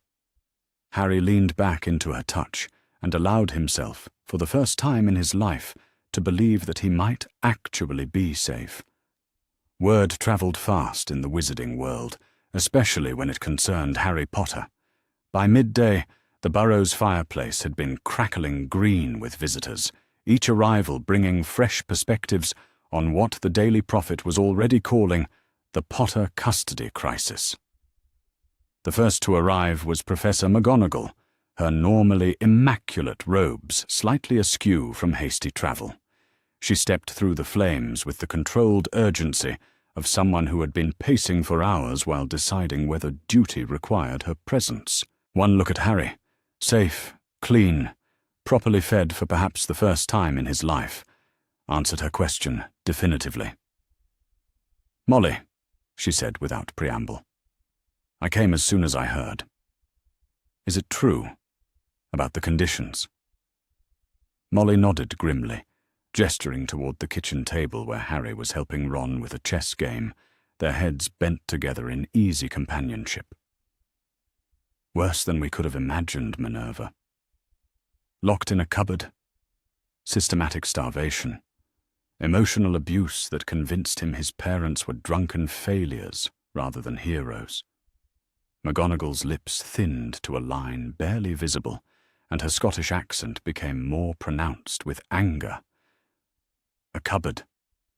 Sweet Merlin, I told Albus those people were the worst sort of muggles. I told him leaving Harry there was a mistake. You knew? Arthur asked quietly. I suspected. Watched them for a day before we placed Harry there. The husband was a bully, the wife was bitter and jealous of everything her sister had been. But Albus was convinced. She trailed off, her eyes finding Harry across the room. Where is he now? Dumbledore. Molly's voice carried a chill that could have frozen the Thames. Presumably off finding alternative protection that doesn't require child abuse as a prerequisite.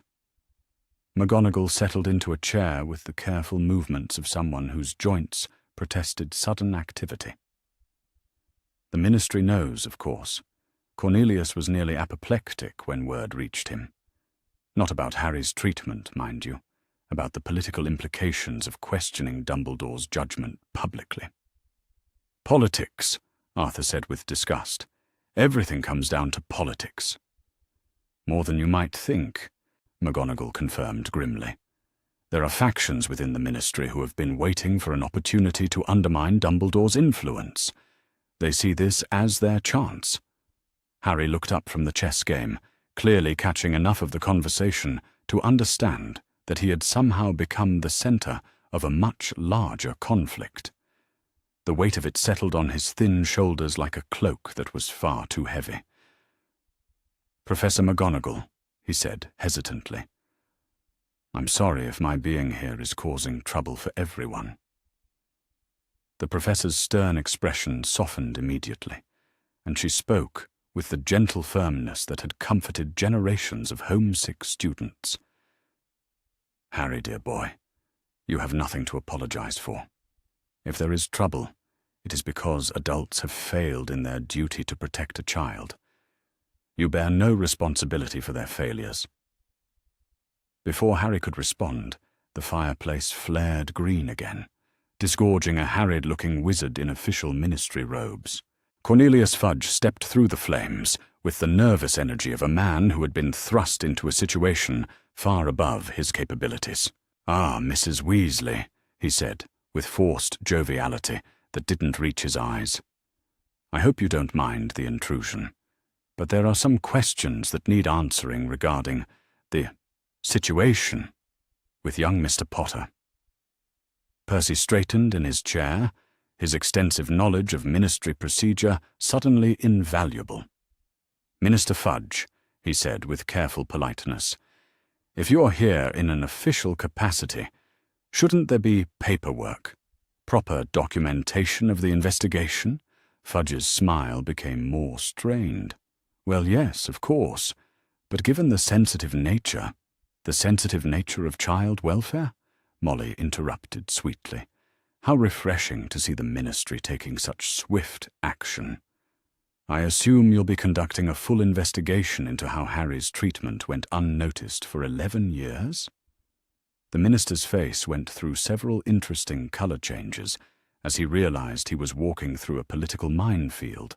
Any investigation into Harry's treatment would inevitably lead to questions about ministry oversight and Dumbledore's authority, neither of which were conversations Fudge wanted to have publicly. "Perhaps," he said carefully, "we could discuss this privately." "No," Harry said quietly, but with unmistakable determination. "I'm tired of adults discussing my life privately, while I wait to find out what they've decided about me. If you want to ask questions, ask them where I can hear the answers." Fudge looked genuinely nonplussed by the idea of including a child in decisions about his own welfare. McGonagall, however, nodded approvingly. "The boy has a right to know what's being said about his situation," she said firmly. "Proceed, Cornelius." What followed was an uncomfortable interview in which Fudge attempted to minimize the severity of Harry's treatment while simultaneously avoiding any suggestion that the ministry had been negligent in its oversight. Percy proved invaluable, his encyclopedic knowledge of regulations allowing him to quote chapter and verse of the laws that should have protected Harry. According to the Child Welfare Protection Act of 1872, Percy said, with the confidence of someone who had memorized the ministry handbook, "Any wizard child showing signs of abuse or neglect should be removed from the situation immediately and placed with suitable guardians. The ministry is required to conduct regular welfare checks on any orphaned magical children placed with non-magical relatives." Fudge's discomfort grew with each regulation Percy cited. It was becoming increasingly clear that either the ministry had willfully ignored its responsibilities, or Harry's situation had been deliberately kept from official scrutiny. "Yes, well," Fudge stammered, "there were special circumstances. Dumbledore assured us that Harry was adequately protected. Protected from everything except the people who were supposed to care for him," Fred said with dangerous quiet. George nodded in agreement. Funny how that protection worked out. The twins had been unusually subdued since Harry's rescue, but their silence had been productive. Their network of friends and acquaintances throughout the wizarding world, had been busy spreading a carefully curated version of events, one that emphasized Harry's suffering while painting the Weasleys as heroes rather than lawbreakers. "The prophet's been asking questions," George said conversationally. "Lots of people want to know why the boy who lived was living in a cupboard while the wizarding world celebrated his survival." Fudge paled visibly. Public opinion was a powerful force in the wizarding world, and the twins were right. The optics of the situation were catastrophic for everyone who should have been protecting Harry. Before the minister could formulate a response, the fireplace erupted in green flame once more. The figure who stepped through was so unexpected that conversation stopped entirely. Severus Snape stood in the Weasley kitchen like a dark spectre at a family gathering, his black robes billowing behind him and his expression unreadable. His eyes swept the room, taking in the ministry officials, McGonagall's protective stance, and finally settling on Harry with an intensity that made the boy shift uncomfortably. "Potter," he said quietly, and there was something in his voice that Harry couldn't identify. Not the contempt he'd expected, but something more complex. "Professor Snape," Harry said carefully, unsure of the proper etiquette for greeting someone whose reputation preceded him so dramatically. Snape studied him for a long moment, his dark eyes cataloguing details with the clinical precision of someone trained to notice what others missed. Harry's improved appearance couldn't hide 11 years of systematic neglect, and something shifted in the professor's expression as he processed the evidence. "So," Snape said finally, turning to address the room at large, "the great Albus Dumbledore's protection consisted of abandoning a child to relatives who treated him as vermin." How illuminating. The contempt in his voice was directed not at Harry but at the entire situation, and McGonagall's eyebrows rose in surprise. "Severus," she said carefully, "you're here because I wished to see for myself whether the rumors were true." He looked at Harry again, his expression unguarded for just a moment. "Your mother would be devastated to know what became of you in the name of protection." The mention of his mother hit Harry like a physical blow. He had learned so little about his parents, and here was someone who had actually known them, speaking of them with something that sounded almost like grief. "You knew my mother?" Harry asked quietly. Snape's face shuttered immediately, the moment of vulnerability disappearing behind his usual mask of controlled indifference. "I knew her. She deserved better than to have her sacrifice result in her son's systematic abuse." The words hung in the air like an indictment, and Fudge looked as though he wished he could disapparate from the increasingly hostile gathering. "Well," the minister said with forced brightness, "I think I have all the information I need for now. The ministry will, of course, be conducting a thorough review of the situation." "See that you do," McGonagall said crisply, "and see that it results in appropriate protections for Harry going forward. Protections that actually protect him, rather than simply protecting the reputation of those who claim to be protecting him."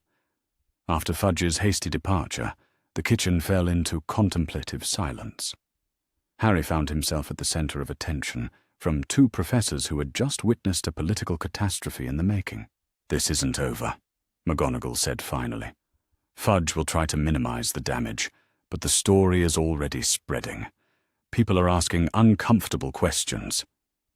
"Good," Molly said firmly. "It's past time uncomfortable questions were asked." Snape was still studying Harry with that unreadable expression. "You realize," he said slowly, "that this situation has made you a symbol. The boy who lived, rescued from neglect by the heroic Weasley family. It's the sort of story the public finds irresistible." "I don't want to be a symbol," Harry said quietly. "I just want to be safe." "Unfortunately," Snape replied, with something that might have been sympathy, "what you want, and what the wizarding world needs from you are rarely the same thing." The professor's words proved prophetic. By evening, owls were arriving at the burrow in unprecedented numbers, bearing letters from witches and wizards across Britain who had heard rumours and wanted to express their support, their outrage, or their political opinions. The Daily Prophet's evening edition featured a prominent story speculating about irregularities in Harry Potter's care, and Rita Skeeter's byline promised more revelations to come. Harry sat at his bedroom window, watching the owls circle in the gathering dusk like a feathered cloud of public opinion. In the span of 2 days, he had gone from invisible victim to national controversy, and the weight of that transformation was almost as overwhelming as his relief at being safe. "Bit mad, isn't it?" Ron said, settling beside him on the window seat. "All this fuss over you being treated properly for once?" "It doesn't feel like fuss about me being treated properly," Harry said thoughtfully. "It feels like fuss about embarrassing, important people." Ron's expression grew more serious than was typical for him. "Maybe. But embarrassing important people sometimes is the only way to make them do the right thing."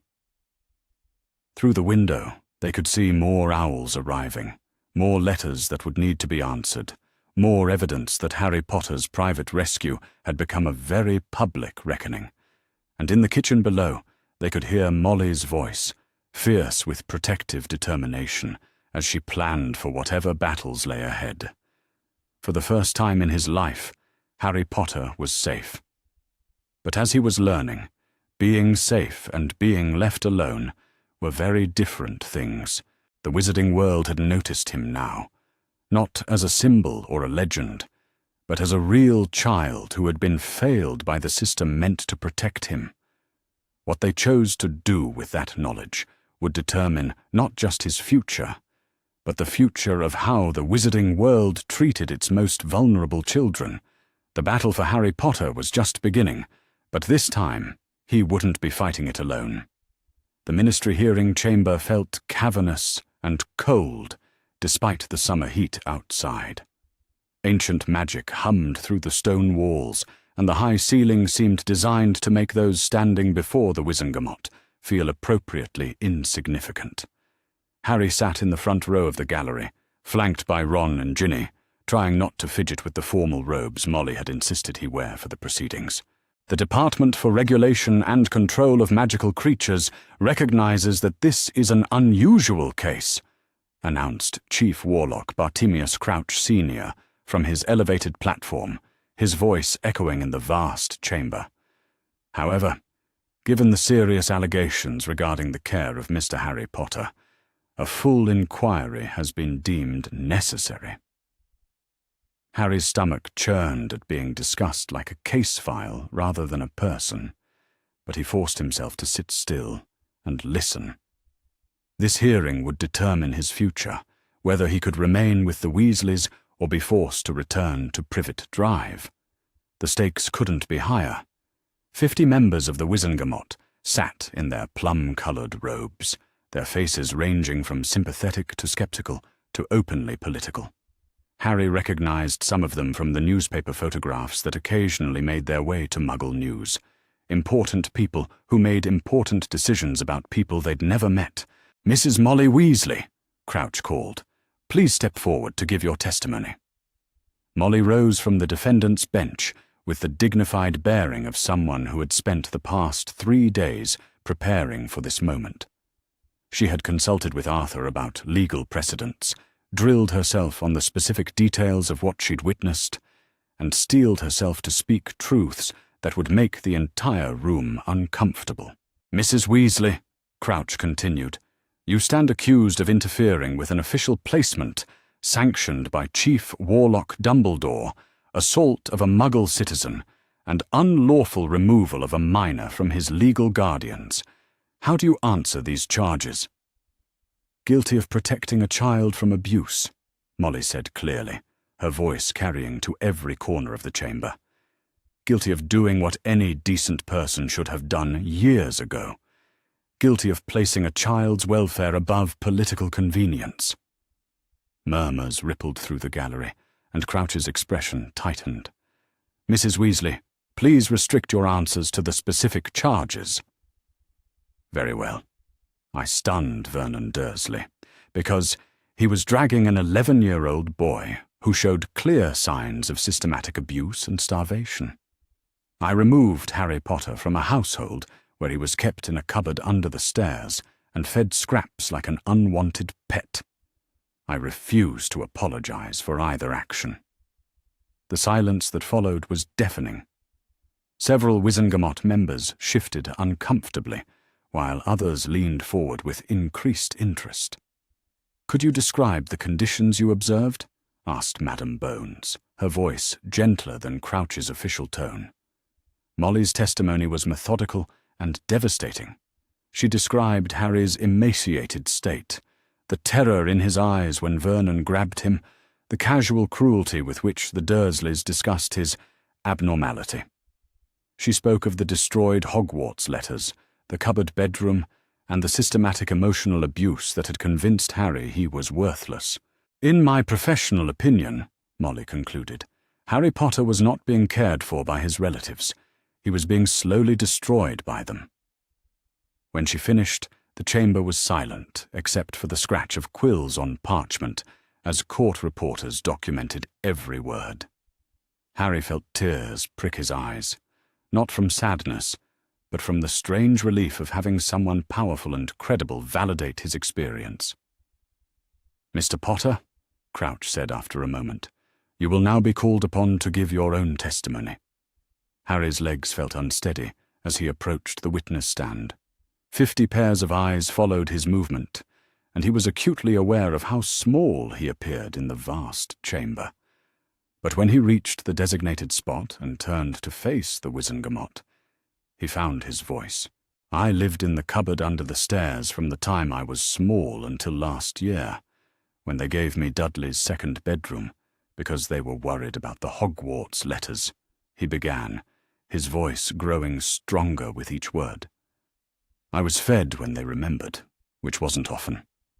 I was told that my parents died because they were drunk and worthless, and that I should be grateful the Dursleys didn't leave me on a doorstep to die. The murmurs in the gallery grew louder, but Harry pressed on. I was punished for things I couldn't control, for my hair growing too fast, for making things happen when I was scared or angry. Uncle Vernon called it freakishness, and I believed him. I thought I deserved to be locked away because I was abnormal. And now? Madam Bones asked gently. Now I know that what I can do isn't freakish, it's magic. And I know that my parents died protecting me, not because they were drunk. The Weasleys taught me that in 3 days. In 11 years, the Dursleys taught me only that I was unwanted. Harry's testimony continued for nearly an hour, each revelation more damning than the last. When he finished, several Wizengamot members were openly appalled, while others appeared to be calculating the political ramifications of what they'd heard. The Dursleys were brought in next, Vernon sweating profusely in his too-tight suit, while Petunia clutched her handbag like a shield. Their testimony was a masterpiece of deflection and outright lies. We provided that boy with food, shelter, and clothing for 11 years without a penny of compensation, Vernon blustered. If he claims otherwise, he's lying. Children exaggerate, you know. Make mountains out of molehills. The cupboard was temporary, Petunia added in her thin voice, just until we could arrange proper accommodations. We're not wealthy people. We did our best with what we had. Harry watched in amazement as they painted themselves as martyrs who had sacrificed for an ungrateful nephew. Their performance might have been convincing if not for the medical evidence that followed. Healer Pumphrey's report was clinical, but devastating. Chronic malnutrition, evidence of multiple healed fractures that had never received proper medical attention. Psychological markers consistent with long-term emotional abuse. The facts spoke louder than any testimony. The physical evidence, she concluded, indicates systematic neglect over a period of years. This child's growth has been stunted by inadequate nutrition, and his psychological development shows clear signs of trauma-based responses. Kingsley Shacklebolt took the stand next, his investigation report thorough and damning. Interviews with neighbors indicate that the Dursley household operated under a strict policy of isolation regarding the boy. He was rarely seen outside the house, never played with other children, and when observed was often performing manual labor inappropriate for his age. Did your investigation reveal any evidence of the claimed magical protection that was supposed to justify this placement? Asked one of the Wizengamot members. Kingsley's expression was carefully neutral. The blood wards are confirmed to be in place and functional. However, our investigation found no evidence that they required the child to be mistreated in order to remain effective. The protection appears to have been predicated on residence, not abuse. The implications of that statement rippled through the chamber. If the blood protection didn't require Harry's suffering, then his years of abuse had been entirely preventable. Lucius Malfoy chose that moment to rise from his seat among the Wizengamot, his pale eyes glittering with political opportunity. I move that we address the larger question here, the apparent failure of oversight that allowed this situation to continue for 11 years. Who was responsible for monitoring the boy's welfare? Who decided that such conditions were acceptable? The chamber erupted in whispers and pointed glances toward Dumbledore, who sat in the witness gallery with an expression of profound weariness. Malfoy's gambit was transparent: use Harry's suffering as a weapon against Dumbledore's political influence, but it was also effective. Chief Warlock Dumbledore, Crouch said reluctantly. You placed the boy with his relatives. Can you explain the logic behind that decision? Dumbledore rose slowly, his usual commanding presence diminished by the weight of recent revelations. I believed that love would grow where blood connection existed. I believed that Petunia Dursley would honor her sister's memory by caring for her son. I was catastrophically wrong. The admission sent shockwaves through the chamber. Albus Dumbledore, the most powerful wizard of his generation, publicly acknowledging a mistake that had cost a child 11 years of his life. Were you aware of the conditions the boy was living under? Malfoy pressed, sensing weakness. I believed he was safe, Dumbledore said quietly. I now understand that I confused physical survival with actual protection. The boy lived, and I convinced myself that was sufficient. McGonagall's testimony that followed was equally damning to the established order. I expressed concerns about the Dursley family on the night Harry was placed with them, she said crisply. I was assured that love would bloom and that regular monitoring would ensure his welfare. Neither occurred. Did you attempt to verify his well-being in subsequent years? Madame Bones asked. I was told repeatedly that he was thriving and that direct contact might disrupt his normal childhood. I now recognize this as a grave error in judgment on my part. The proceedings stretched on for hours, but the conclusion became increasingly inevitable. When the Wizengamot finally called for Harry to make his own statement about his preferred guardianship, the chamber fell completely silent. I want to stay with the Weasleys, Harry said simply. They're the first people who have ever treated me like family. They feed me when I'm hungry. They answer my questions about magic and my parents, and they make me feel like I matter. I don't want to go back to people who locked me in a cupboard for being born. The vote, when it came, was closer than it should have been. Political considerations weighing against child welfare in too many minds. But the evidence was overwhelming, and public opinion had been shifting throughout the proceedings. By a vote of 31 to 19, Crouch announced, custody of Harry James Potter is hereby transferred to Arthur and Molly Weasley, with full legal guardian rights and responsibilities. The previous placement is terminated permanently." The words hit Harry like a physical force. Legal. Permanent. He belonged to the Weasleys now, not through their kindness, but through the force of law. No one could drag him back to Privet Drive. No one could lock him in a cupboard ever again. In the gallery, Molly burst into tears while Arthur wrapped his arms around both her and the children who had crowded close. Ron was grinning so widely, his face threatened to split, while Ginny had gone very quiet in the particular way that meant she was feeling too much to speak. "Harry," she whispered as they left the chamber. "You're really our brother now." "Really?" he asked, hardly daring to believe it. "Really," she confirmed. "Legally and everything. Mum's already planning to add your name to the family clock." As they walked through the ministry corridors toward the Floo network that would take them home, Harry reflected on how much his life had changed in less than a week. He had parents now, not the biological ones he'd lost, but the ones who had chosen him. He had siblings who would stand with him against the world. He had a future that stretched beyond mere survival. The wizarding world had watched him be claimed by love rather than duty, and the precedent that set would echo through the halls of power for years to come. Children were not political pawns to be sacrificed for the greater good. They were individuals with rights that superseded the convenience of authority. But all of that was abstract compared to the simple, transformative truth that would shape every day that followed. Harry Potter was going home to people who wanted him there. The leaky cauldron was everything Diagon Alley wasn't. Dark, cramped, and smelling faintly of ale and old smoke. But it was the gateway to wonder, and Harry pressed close to Arthur's side as they made their way through the pub toward the brick wall that would change everything. "Ready?" Arthur asked, his wand already poised above the seemingly solid barrier.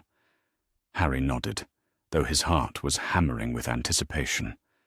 A week ago, he had never heard of magic. Now he was about to enter the magical shopping district that served all of Wizarding Britain, carrying a letter from Hogwarts and a key to a vault that supposedly contained his inheritance. The bricks began to shift and fold, revealing an archway that opened onto the most extraordinary sight Harry had ever imagined. Diagon Alley stretched before him like something from a fairy tale made real. Crooked buildings that seemed to lean on each other for support, shop windows filled with impossible things, and people in robes and pointed hats moving through it all as though flying cauldrons and self-stirring crystal balls were perfectly ordinary. "Blimey," Ron breathed beside him. "I never get tired of that." "It's incredible," Harry whispered, his eyes wide as he tried to take in everything at once. Owls hooted from the windows of Elop's Owl Emporium, while a sign in flourish and blots announced the latest edition of Magical Theory by Adalbert Waffling. The air itself seemed to hum with possibilities. "Come on then," Molly said briskly, though her voice was warm with affection as she watched Harry's wonder. "First stop, Gringotts. Can't buy anything without money, can we?" The walk to the gleaming white building that housed Gringotts Wizarding Bank was an adventure in itself. Harry found himself stopping every few steps to stare at something new. A shop selling telescopes that tracked stars on their own. A display of racing brooms that made his heart race just looking at them. Children his own age, chattering excitedly about school supplies and Quidditch teams. "Harry," Ginny said softly, tugging on his sleeve. "People are staring."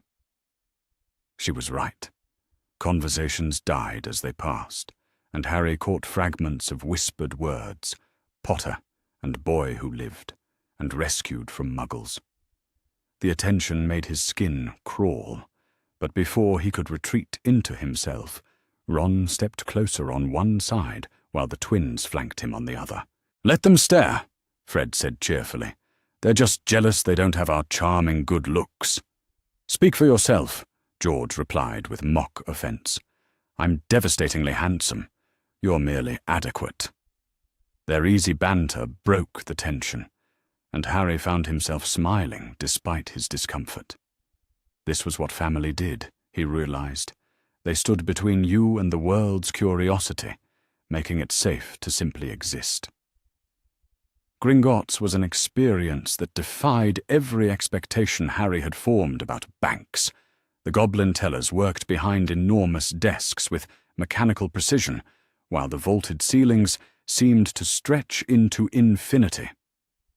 When Griphook led them down into the depths on a cart that moved faster than any Muggle vehicle Harry had ever experienced, he felt like he was plummeting into a dream.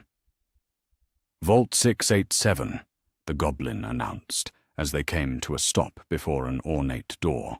Harry's key turned easily in the lock, and when the vault door swung open, he stumbled backward in shock. Gold coins, galleons Arthur had called them, were piled high along one wall, while silver sickles glittered in neat stacks, and bronze knuts formed smaller hills throughout the space. It was more money than Harry had ever imagined existing, let alone belonging to him. "That's all mine?" he asked faintly. "Your parents were well provided for," Arthur said gently. "They wanted to ensure you would never want for anything." Harry stared at the treasure before him, overwhelmed by the tangible proof of his parents' love. They had planned for his future, saved for his education, made sure he would be cared for, even though they wouldn't be there to provide for him themselves. "We should get some for your school supplies," Molly said practically, though her voice was thick with emotion at seeing Harry's reaction. "And some for everyone else," Harry said immediately, reaching for a handful of galleons. "Ron needs new robes, and Ginny will need supplies next year, and—" "Harry." Molly's voice was gentle but firm. "That's very generous of you, dear, but we take care of our own. You don't need to buy your way into this family." Harry stopped, a fistful of gold coins in his hand, and stared at her with confusion. "But I want to help. You've done so much for me, and I have all this money that I don't need." "You do need it," Arthur interrupted quietly. "For your own supplies, for your own future. What we've done for you, we've done because you're our son now, not because we expected payment." The concept was alien to Harry's experience. At Privet Drive, everything had come with strings attached. Food was contingent on good behavior. Shelter was grudgingly provided in exchange for chores. The idea of unconditional care was still too new to feel entirely real. "But surely I can buy Ron's books," Harry tried again. "We're getting the same ones anyway." "No," Ron said firmly, though his ears had turned red with embarrassment. "Mum's right. We're not a charity case, Harry. We may not have much, but we manage." Harry looked around at the Weasley family, at their second-hand robes and carefully patched belongings, at Ron's taped wand and the way they counted out coins with careful precision, and felt something fierce and protective stir in his chest. These people had saved him, claimed him, loved him when they had every reason not to. The idea that pride would prevent him from sharing what he had with them seemed not generous, but necessary. But Molly's expression brooked no argument, and Harry found himself pocketing only enough gold for his own supplies with a frustration that felt remarkably like love.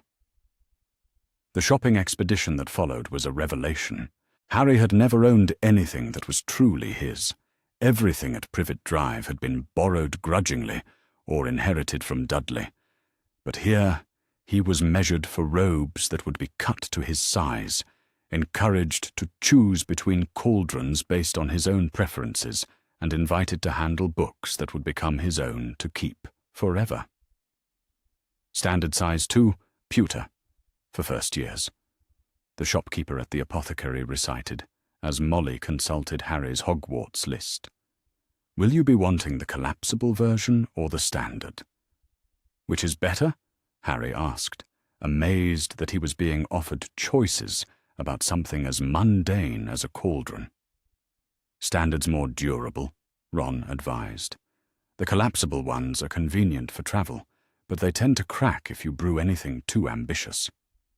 Harry chose the standard cauldron with the same careful consideration he might have once given to avoiding Vernon's temper. Every purchase was a tiny declaration of independence, a proof that he was allowed to have preferences and opinions and possessions of his own. The trip to Ollivander's was the culmination of everything magical about the day. The narrow shop was cramped with thousands of wand boxes stacked from floor to ceiling, and the proprietor himself seemed to materialize from the shadows like something from a dream. "Mr. Potter," Ollivander said, his pale eyes gleaming with interest. "I wondered when I might see you. Your parents were excellent customers. Your father favored mahogany, 11 inches, excellent for transfiguration.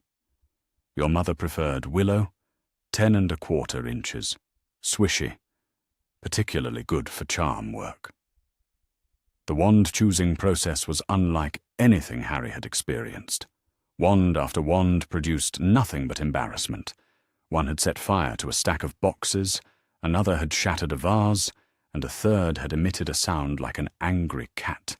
But when Ollivander handed him a holly wand with a phoenix feather core, something extraordinary happened. Warmth spread from the wand up through Harry's arm and into his chest, and golden sparks danced from the tip like tiny stars. The magic felt like coming home to a place he'd never known he was looking for. "Curious," Ollivander murmured, though his eyes were bright with something that looked like satisfaction. "Very curious indeed." "What's curious?" Harry asked, reluctant to let go of the wand that felt so perfectly right in his hand. "The phoenix whose tail feather is in your wand gave another feather. Just one other. It is curious that you should be destined for this wand when its brother gave you that scar." Harry's hand rose instinctively to his forehead. "Voldemort's wand?" "We do not speak the name," Ollivander said quietly. "But yes, 13½ inches. You. That wand did great and terrible things, Mr. Potter. Terrible, but great." The weight of that connection settled on Harry's shoulders as they left the shop, his new wand tucked safely in an inside pocket of his robes.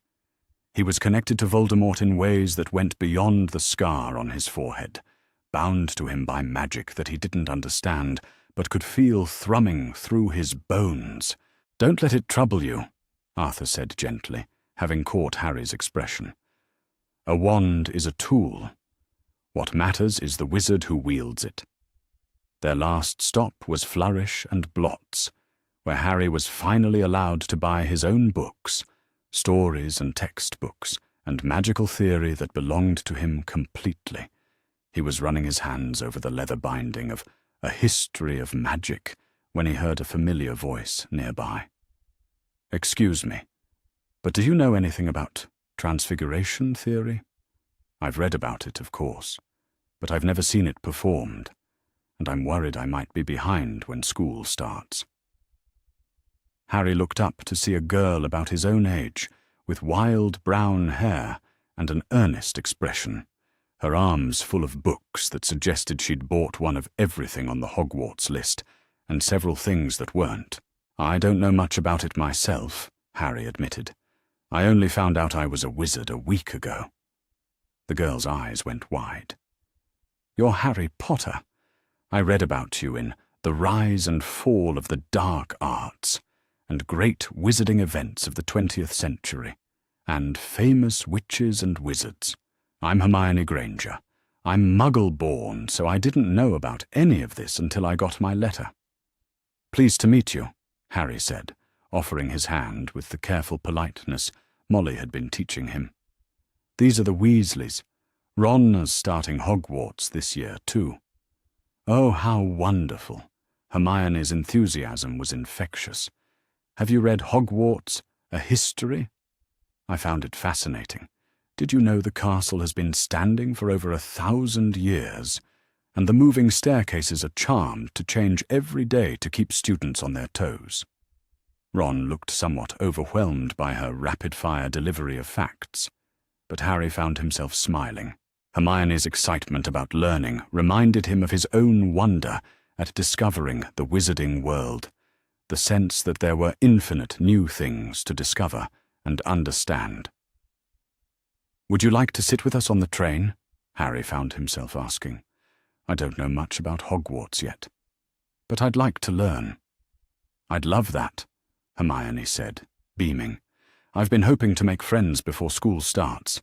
It's a bit intimidating, being the only one in your family who can do magic." As they left Diagon Alley, laden with packages and new friendships, Harry caught sight of his reflection in a shop window and barely recognized himself. The boy looking back wore robes that fit properly, carried books that belonged to him, and stood surrounded by family and friends who had chosen to include him in their lives. "Good day?" Molly asked, noting his contemplative expression. "The best day," Harry said simply. "Thank you for all of it, for saving me." Molly's eyes misted over, and she pulled him into a hug right there in the middle of the crowded street. "Oh, sweetheart," she whispered against his hair. "You saved us too. We just didn't know we needed saving until we found you." As they made their way back to the leaky cauldron and the flu powder that would take them home, Harry clutched his new wand and thought about the future stretching before him. Hogwarts, magic, friends who wanted to learn alongside him rather than exclude him. For the first time in his life, September couldn't come fast enough. He belonged somewhere now. He had a family who claimed him proudly, money that was rightfully his, and magic that flowed through his veins like liquid starlight. The cupboard under the stairs felt like something that had happened to someone else, a story he'd heard rather than a life he'd lived. Tomorrow would bring new challenges and new wonders. But tonight, he was going home with people who loved him, his pockets full of the tools he'd need to build whatever future he chose for himself. The weeks that followed the legal resolution settled into a rhythm that felt like the first real routine Harry had ever experienced. Not the rigid schedule of Privet Drive, where his days were dictated by chores and punishments, but the gentle ebb and flow of a family that made space for 7 children and all their individual needs. Harry woke each morning to sunlight streaming through the window he shared with Ron, to the sound of Molly humming in the kitchen below, and the twins arguing about something in voices that carried more affection than irritation. The mundane comfort of it still amazed him, the knowledge that he would be fed without having to earn it, that his presence was expected rather than tolerated, that he could have opinions about what to do with his day. "Morning, Harry," Ron mumbled from his bed, red hair sticking up at impossible angles. "Sleep all right?" It was a question Ron asked every morning, though never with the careful concern that would have made it feel like pity. The nightmares had been frequent at first, dreams of cupboards that locked from the outside, of Uncle Vernon's voice calling him a freak, of being dragged back to Privet Drive while the Weasleys watched helplessly.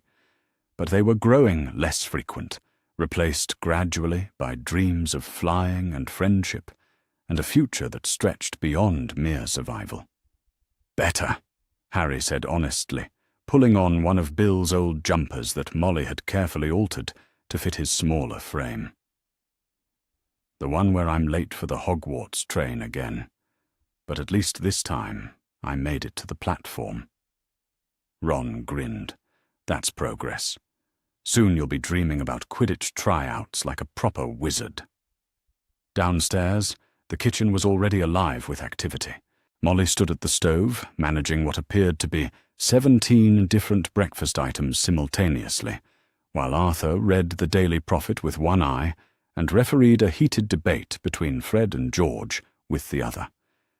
Ginny sat at the table, methodically working through a plate of eggs, while Percy consulted what looked like a schedule, written in his own careful handwriting. "Good morning, dears," Molly said without turning around, though Harry suspected she had developed supernatural awareness of her children's movements. "Breakfast in 5 minutes. Harry, could you help Ginny set the table?" The simple request made Harry's chest warm with belonging. He had never been asked to help with family chores before. At Privet Drive, work had been punishment rather than participation. Here, being asked to contribute felt like proof that he was genuinely part of things rather than a burden to be managed. "Course," he said, already reaching for plates from the cupboard that Molly had designated as his responsibility to know. "How many this morning?" "7, Ginny said with quiet satisfaction. Always 7 now. The number had become a sort of family talisman, a reminder that their unit was complete in a way it never had been before. Harry was still adjusting to being counted, to being included automatically in planning and portions, and all the tiny considerations that went into caring for a large family. Percy looked up from his schedule as Harry began arranging silverware. "Harry, I've worked out a study plan for you to catch up on basic magical theory before Hogwarts starts. If you spend 2 hours each morning on reading and practice exercises—" "Percy," Arthur interrupted gently, though there was warmth in his voice. Harry's had 11 years of his education, managed by people who didn't have his best interests at heart. Perhaps we could let him choose his own approach to learning. It was the sort of quiet correction that Arthur had been making more frequently, Harry noticed. Gentle reminders that Harry deserved agency in his own life, that good intentions didn't excuse making decisions for him rather than with him. Percy's face flushed slightly, but he nodded with the awkward grace of someone learning to see past his own assumptions. "Right, yes. Sorry, Harry, I just thought. If you wanted help catching up on anything, I'm available. But only if you want." "I'd like that," Harry said honestly. "But maybe we could start with things I choose to learn about, rather than things I'm supposed to know." Percy's face lit up with the particular enthusiasm he reserved for academic discussions.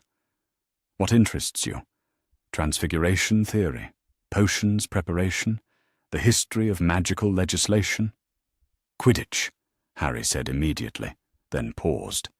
"And maybe you could tell me about Hogwarts, what it's really like, not just what's in the books."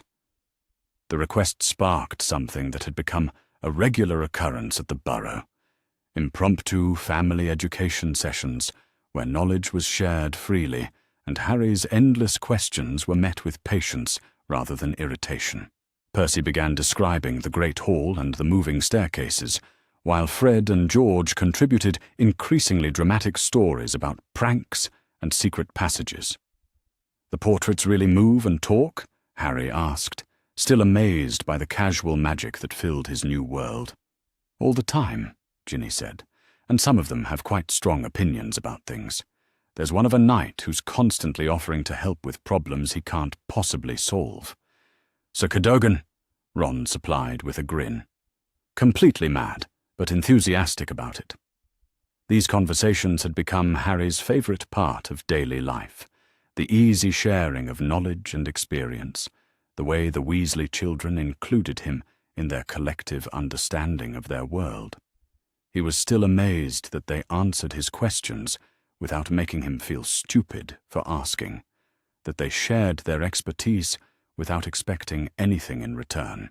Later that morning, Molly called him into the sitting room for what she had taken to calling life skills lessons, practical knowledge that most children absorbed gradually, but that Harry had never been allowed to learn.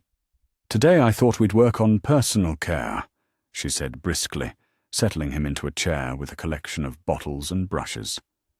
"Proper hair washing, nail care, that sort of thing."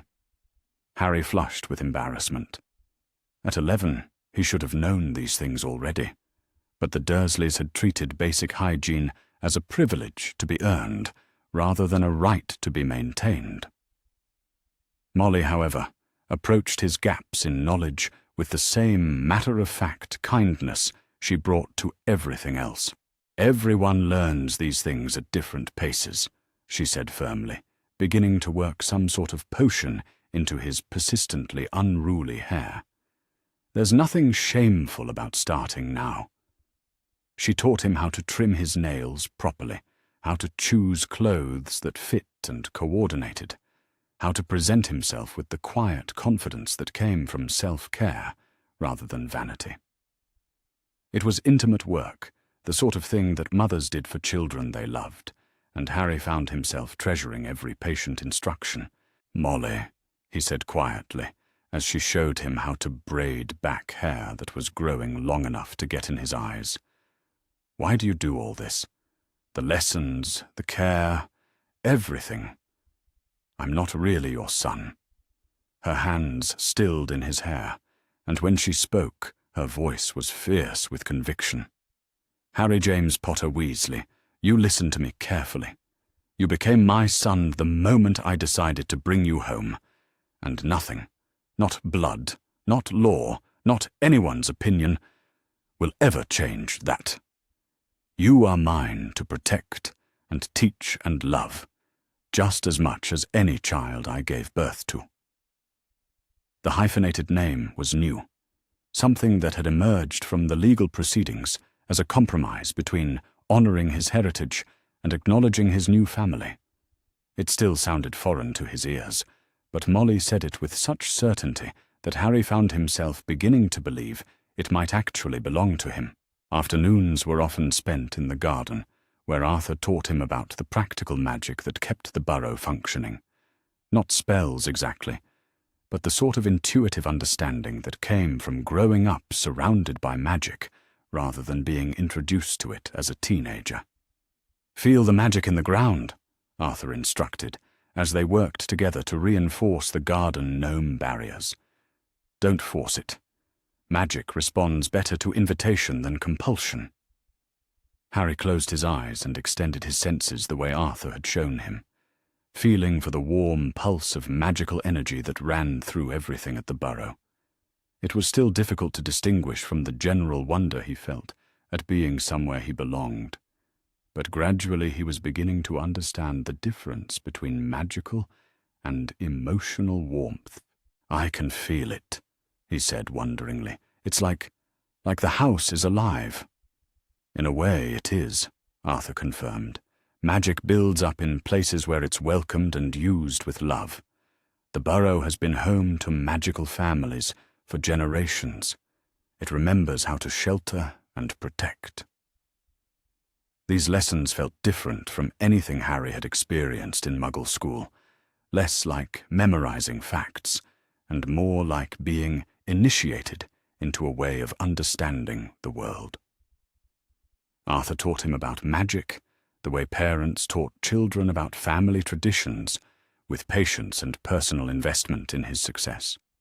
The twins had appointed themselves Harry's tutors in what they called essential life skills that no adult will teach you: practical jokes, creative rule-bending, and the fine art of standing up for yourself with humor rather than aggression. "The key," Fred explained as they worked together on a spell to make Percy's quill squeak when he wrote with it, "is to make sure your pranks punch up, not down. Go after people who can handle it and deserve it." "Never prank someone who's already having a bad day," George added, "and always be prepared to take responsibility if it goes wrong." They were teaching him confidence, Harry realized, the particular kind of self-assurance that came from knowing you could hold your own in any social situation. It was a gift beyond anything he could have imagined receiving, the knowledge that he didn't have to shrink and hide to avoid attention. "Harry," Fred said one afternoon, as they observed Percy's increasingly frustrated attempts to take notes with a quill that squeaked operatically, "you know you don't have to be grateful for everything, right?" The statement caught Harry off guard. "What do you mean?" "You say thank you about 17 times a day," George observed, "for food, for clothes, for being included in conversations. You don't owe us gratitude for treating you like family." "But you saved me," Harry protested. "You all changed your lives to make room for me." "We expanded our lives," Fred corrected gently. "There's a difference. We're not doing you a favor by loving you, Harry. We're just loving you." It was a concept that challenged everything Harry had learned about his worth being contingent on his usefulness, but the twins said it with such easy certainty that he found himself beginning to believe it might be true. Evening conversations with Arthur had become another treasured routine. Quiet talks about everything from Muggle technology to magical theory to the complexities of family dynamics. Arthur had a gift for making even serious topics feel approachable, and Harry found himself asking questions he would never have dared voice before. "Arthur," he said one evening as they watched the sunset from the garden bench, "what happens if I'm not any good at magic? What if I'm a disappointment to everyone who's been expecting great things from the boy who lived?" Arthur was quiet for a long moment, considering his answer with the careful thought he gave to all of Harry's concerns. "Harry, do you know what I hoped for when Molly told me she was bringing home 7 children instead of 6? Harry shook his head. "I hoped that our newest son would be healthy and happy and safe. Everything else, grades, achievements, magical ability, is secondary to those things. You could be a squib and it wouldn't change how we feel about you. But everyone expects a lot of things from a lot of people," Arthur interrupted gently. "That doesn't mean their expectations have to become your obligations. You get to decide what kind of wizard you want to be, Harry. We'll love you regardless of what you choose." The conversations with Arthur were helping Harry understand what it meant to be part of a family that functioned on love rather than obligation, where support was offered freely rather than earned through performance. It was still a foreign concept, but he was beginning to trust it in small, gradual increments. Ginny's support was quieter but no less precious, the understanding that came from someone who had also learned to navigate the world carefully, though for different reasons. She had an intuitive grasp of when Harry needed space versus when he needed company, and she offered both without making him feel like a burden. "Nightmare?" she asked one morning when Harry appeared in the kitchen earlier than usual, still pale and shaky from dreams of locked doors and angry voices. "Not as bad as before," he said, which was true. The nightmares were becoming less frequent and less intense, though they still caught him off guard sometimes. "Want to help me feed the chickens? Sometimes it helps to do something normal when your brain is being stupid." Ginny's practical approach to trauma recovery was exactly what Harry needed. Acknowledgement without drama, support without pity. She understood that healing wasn't linear, that some days were better than others, and that the best response to setbacks was often simply continuing with the routine that had become his foundation. As August progressed and Hogwarts drew closer, Harry found himself changing in ways that went beyond the obvious improvements in his physical health. He laughed more easily, argued when he disagreed with something rather than simply accepting it, and began to express preferences about things as mundane as what to have for breakfast. "I think I'd like to try Quidditch," he announced one morning, the word surprising him as much as anyone else. "Brilliant!" Ron exclaimed. "I'll teach you to fly properly." "Well, Fred and George will help too. They know more about advanced techniques." "First years aren't usually allowed on house teams," Percy felt obligated to point out, though his tone was encouraging rather than discouraging. "Doesn't mean he can't learn," Ginny said firmly.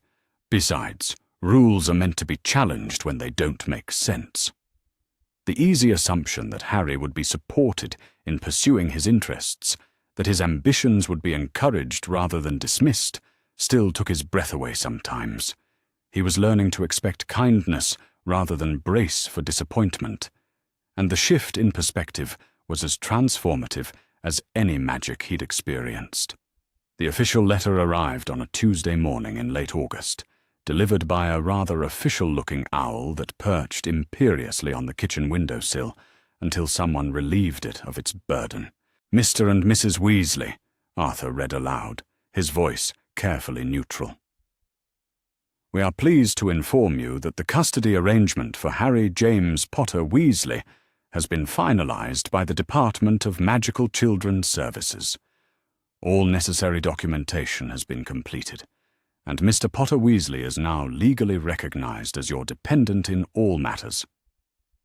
The letter continued with various bureaucratic details, but Harry stopped listening after legally recognized. It was official now, not just the emotional reality they'd been living, but the legal truth that would protect him going forward. He belonged to the Weasleys not just through their choice to claim him, but through the full weight of wizarding law. "Well," Molly said briskly, though her eyes were bright with tears, "that's settled then. Now, who wants pancakes to celebrate?" The casual way she moved from life-changing news to breakfast plans exemplified everything Harry loved about his new family, their ability to treat extraordinary things as natural while making ordinary things feel special. That afternoon brought an unexpected visitor. Dumbledore arrived without fanfare, looking older and more uncertain than Harry remembered from their confrontation weeks earlier. He accepted Molly's offer of tea with grave courtesy and settled into the sitting room with the careful movements of someone trying not to impose. "I came to see how you were settling in," he said to Harry, his blue eyes gentle but cautious behind his spectacles, "and to apologize, more formally than I was able to before." Harry studied the old wizard who had shaped so much of his life through absence and misguided protection. The anger that had sustained him through the legal proceedings had faded into something more complex. Not forgiveness exactly, but a recognition that Dumbledore's failures had come from caring wrongly rather than not caring at all. "I'm well," Harry said finally. "Better than I've ever been." "I can see that," Dumbledore said quietly, and there was genuine relief in his voice. "You look like a child who is loved and knows it. That is what I always hoped for you, though I failed catastrophically in achieving it." The conversation that followed was awkward, but necessary, an acknowledgement of past failures and a tentative agreement about future boundaries. Dumbledore would respect Harry's placement with the Weasleys. Harry would try to understand that good intentions could lead to terrible outcomes without excusing them. "I hope," Dumbledore said as he prepared to leave, "that when you come to Hogwarts, you will judge me on my actions going forward rather than my failures in the past." "I hope you'll give me reasons to," Harry replied honestly. It wasn't forgiveness, but it was a beginning, the first step toward a relationship based on mutual respect rather than assumed authority. As September 1st approached, Harry found himself caught between excitement and nervousness about leaving the Burrow for the first time since his rescue. Not because he doubted the Weasleys' continued love that had become as fundamental to his understanding of the world as gravity, but because Hogwarts would be his first real test of functioning independently while carrying the knowledge that he was valued. "Nervous?" Ron asked on their last night before departure, correctly interpreting Harry's restless energy. "Excited nervous," Harry clarified, like I can't wait to see what happens next." "That's the best kind of nervous," Ron declared. "The kind that means you're ready for an adventure." As Harry lay in bed that night, listening to the familiar sounds of the Burrow settling around him, he reflected on how completely his understanding of himself and his future had changed. 2 months ago, he had been Harry Potter, the unwanted freak who lived in a cupboard and expected nothing from life but survival. Now he was Harry Potter Weasley, beloved son and brother, future Hogwarts student, a boy who had learned that he deserved care and friendship and all the possibilities that stretched ahead. Tomorrow would bring new challenges and new opportunities. But tonight, he was home with people who loved him unconditionally, ready to face whatever came next with the confidence that came from knowing he would never be alone again. September 1st dawned bright and clear, with the particular crispness that marked the end of summer and the beginning of new adventures. Harry woke to the sound of organized chaos, Molly's voice carrying up the stairs as she marshaled breakfast, while simultaneously checking that everyone had packed their school things properly. "Ronald Weasley, if you've forgotten your dress robes again." "I don't need dress robes for everyday school, Mum," Ron's voice protested from somewhere downstairs. "You need them for formal occasions, and there's always some formal occasion at Hogwarts that no one bothers to mention until the day before." Harry smiled as he pulled on his school robes, properly fitted ones that belonged to him, not hand-me-downs that hung loose or pulled tight. The familiar family banter had become one of his favorite sounds in the world, proof that he belonged to people who cared enough to argue about his well-being. His trunk sat at the foot of his bed, packed with everything a young wizard could possibly need, and several things he probably didn't.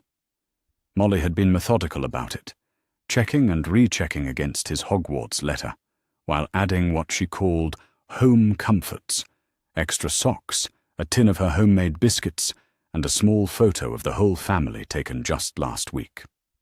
"Ready for this?" Ron asked, appearing in the doorway with his own trunk floating behind him. His freckled face was bright with excitement, but there was an undertone of concern in his voice.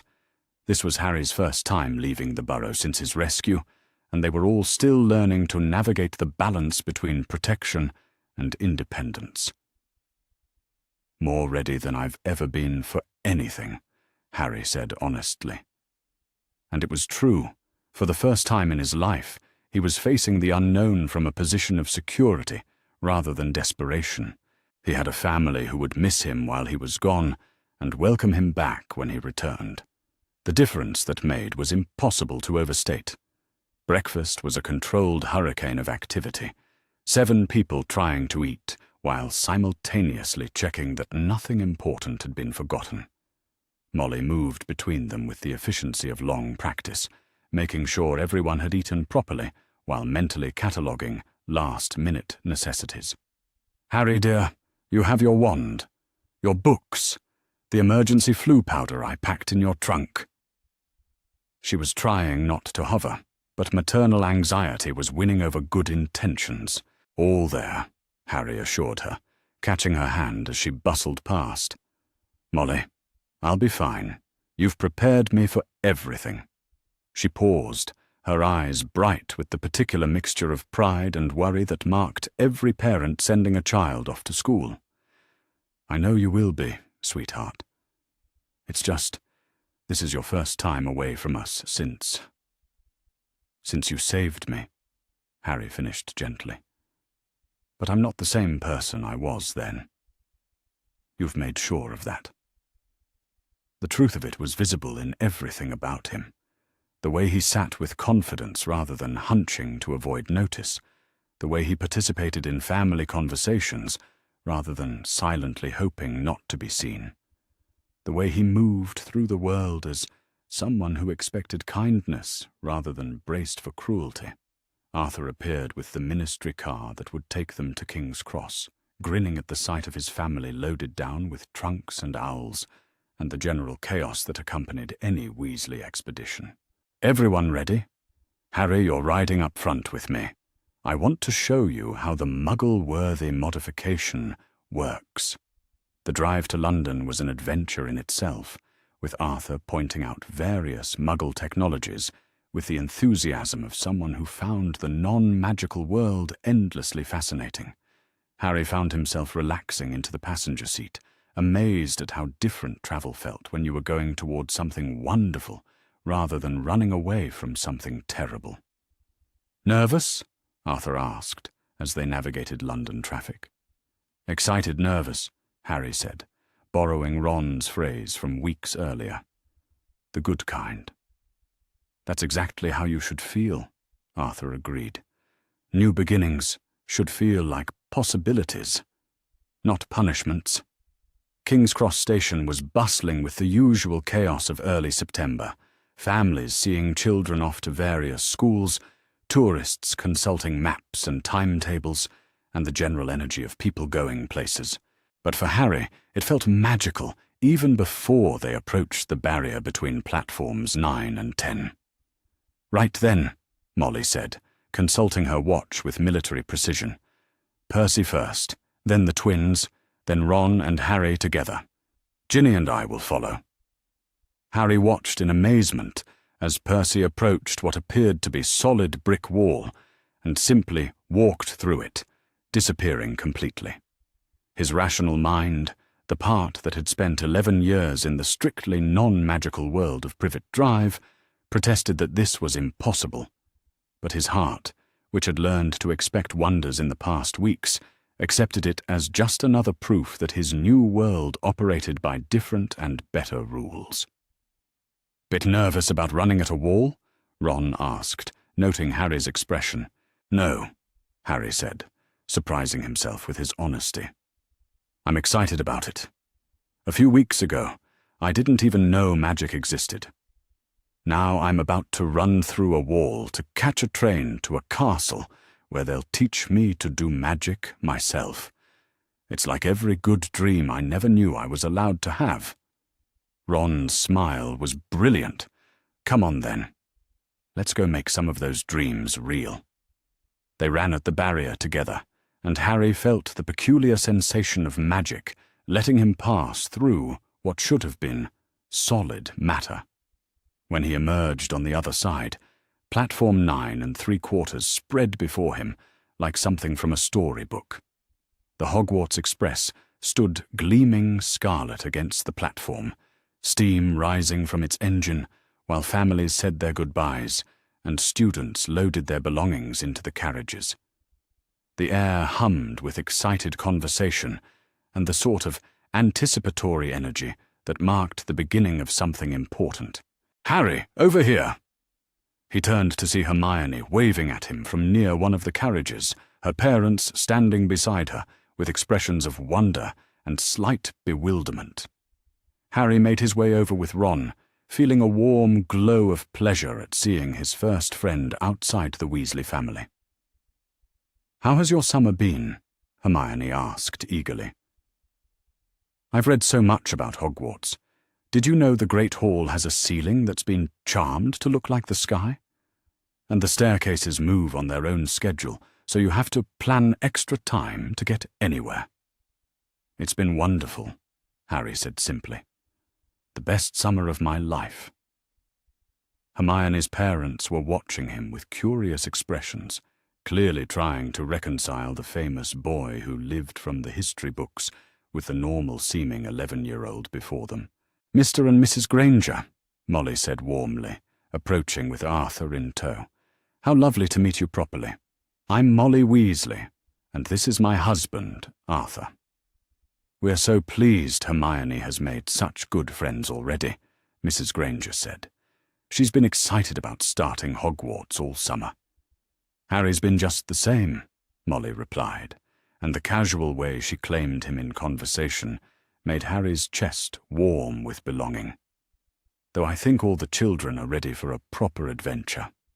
Watching the interaction between his parents and Hermione's, Harry was struck by how normal it felt. Two sets of parents discussing their children's education and friendships, the same conversation that happened at train stations and school gates across the country. The difference was that he belonged to one of these families now, that Molly and Arthur were speaking as his parents rather than as kind strangers who had taken him in. The loading of the train became a family affair, with Arthur and the older boys helping to get trunks and owls properly stowed, while Molly supervised with the particular focus of someone determined that nothing important would be forgotten. "Your emergency chocolate is in the side pocket," she told Harry quietly, as they secured his trunk. "And there's extra ink and quills in case you lose yours. And the photo of all of us is wrapped in your spare robes, so it won't get damaged." "Molly," Harry said gently, "I'll be home for Christmas. It's only a few months." "I know," she said, though her voice was slightly unsteady. "It's just, you're my first child going to Hogwarts. I'm allowed to fuss a little." The phrase "my first child" hit Harry like a physical blow. Not the first child we've sent, or the first of our foster children, but my first child. As though Harry had always been hers. As though his arrival at Hogwarts was the natural culmination of 11 years of mothering, rather than the result of a rescue that had happened barely 2 months ago. "You're allowed to fuss as much as you want," he said, his voice thick with emotion. "I like being fussed over." The final moments before departure were a blur of last-minute instructions, fierce hugs, and promises to write regularly. Percy shook Harry's hand with solemn ceremony and reminded him that prefects were there to help first years adjust. The twins ruffled his hair and told him to send them a full report on which professors were worth pranking. Ginny hugged him tightly and whispered that she was proud of him for being brave enough to start over. "Take care. You write to me the moment you're sorted," she said, holding him tightly enough that he could feel her heartbeat. "And if anyone treats you badly, you tell me immediately. You're not alone anymore, Harry Potter Weasley. You have a family who will fight for you." "I will," Harry promised, meaning it completely. "And Molly, thank you. For everything. For saving me. For loving me. For making me part of your family." "Oh, sweetheart," she whispered against his hair. "You don't need to thank us for loving you. That's just what families do." The train whistle blew, and Harry climbed aboard with Ron and Hermione, finding an empty compartment as the Hogwarts Express began to pull away from the platform. He leaned out the window, waving at his family until they were just specks in the distance, and the platform disappeared around a curve. "You'll see them again at Christmas," Ron said gently, settling into the seat across from him. "And they'll write loads. Mum probably has your first letter half written already." "I know," Harry said. And he did know. For the first time in his life, separation didn't feel like abandonment. He was leaving people who loved him to go somewhere wonderful, and he would return to them when it was time. "It's just, this is the first time I've ever left home before." "Home," Hermione repeated thoughtfully. "That's a beautiful way to think about it." "It is home," Harry said with quiet certainty. "The first real home I've ever had." As the train gathered speed and the English countryside began rolling past the windows, Harry felt a sense of rightness settle over him. He was Harry Potter Weasley now, beloved son and brother, student of magic, boy with a future that stretched as far as his imagination could reach. The cupboard under the stairs belonged to someone else's story. This was his life now, full of possibility and adventure, and people who believed in him. "So," Ron said, pulling out a chocolate frog and offering pieces to Harry and Hermione. "Ready for Hogwarts?" Harry smiled, thinking of the family he was temporarily leaving, and the school that waited ahead, of magic lessons and new friendships, and all the wonders he was about to discover. "More ready than I've ever been for anything," he said honestly. The train carried them north toward their future, toward a castle full of magic and learning and the next chapter of Harry's story. But unlike every other journey he'd ever taken, this one began from a place of love, and would end with a return to people who wanted him home. For the first time in his life, Harry Potter was traveling toward something wonderful rather than away from something terrible. And that, he thought as he settled back to enjoy the ride, made all the difference in the world. The sorting hat slipped over Harry's head and settled into the familiar darkness of ancient magic and older wisdom. But instead of the tense silence he had expected, he found himself in what felt almost like a conversation. "Well, well," A voice mused in his mind, warm with something that sounded remarkably like approval. "How very interesting. You're quite different from what I expected, Harry Potter." Different how? Harry thought back, genuinely curious rather than worried about the outcome. "When I last glimpsed your mind, through the magical resonances that reach even here, you were a child shaped by survival, driven by the need to endure and escape. Now..." The hat paused, and Harry could feel it sifting through his thoughts and memories with gentle precision. "Now you're a child shaped by love, driven by curiosity and the desire to belong. Remarkable transformation." Images flashed through Harry's mind. Molly's fierce protection, Arthur's patient wisdom, the twins' infectious confidence, Ron's loyal friendship. The hat seemed to absorb each memory with something approaching delight. "Oh yes," it continued, "you'll do very well indeed. The question is not whether you belong at Hogwarts, but where you'll thrive best. You have courage, yes, but it's tempered with wisdom now.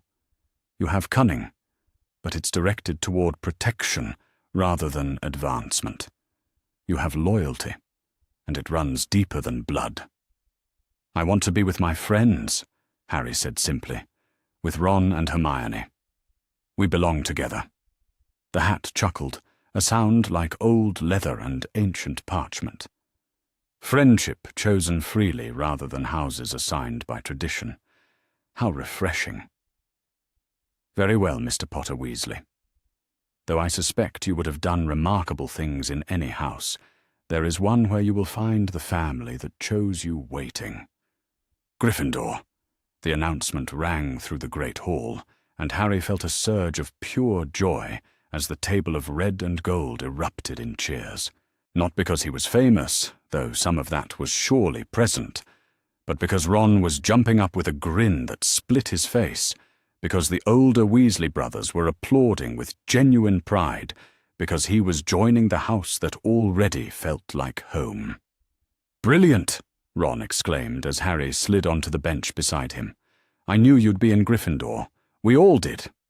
Percy beamed at him from further down the table. "Well done, Harry. Gryffindor House is honored to have you."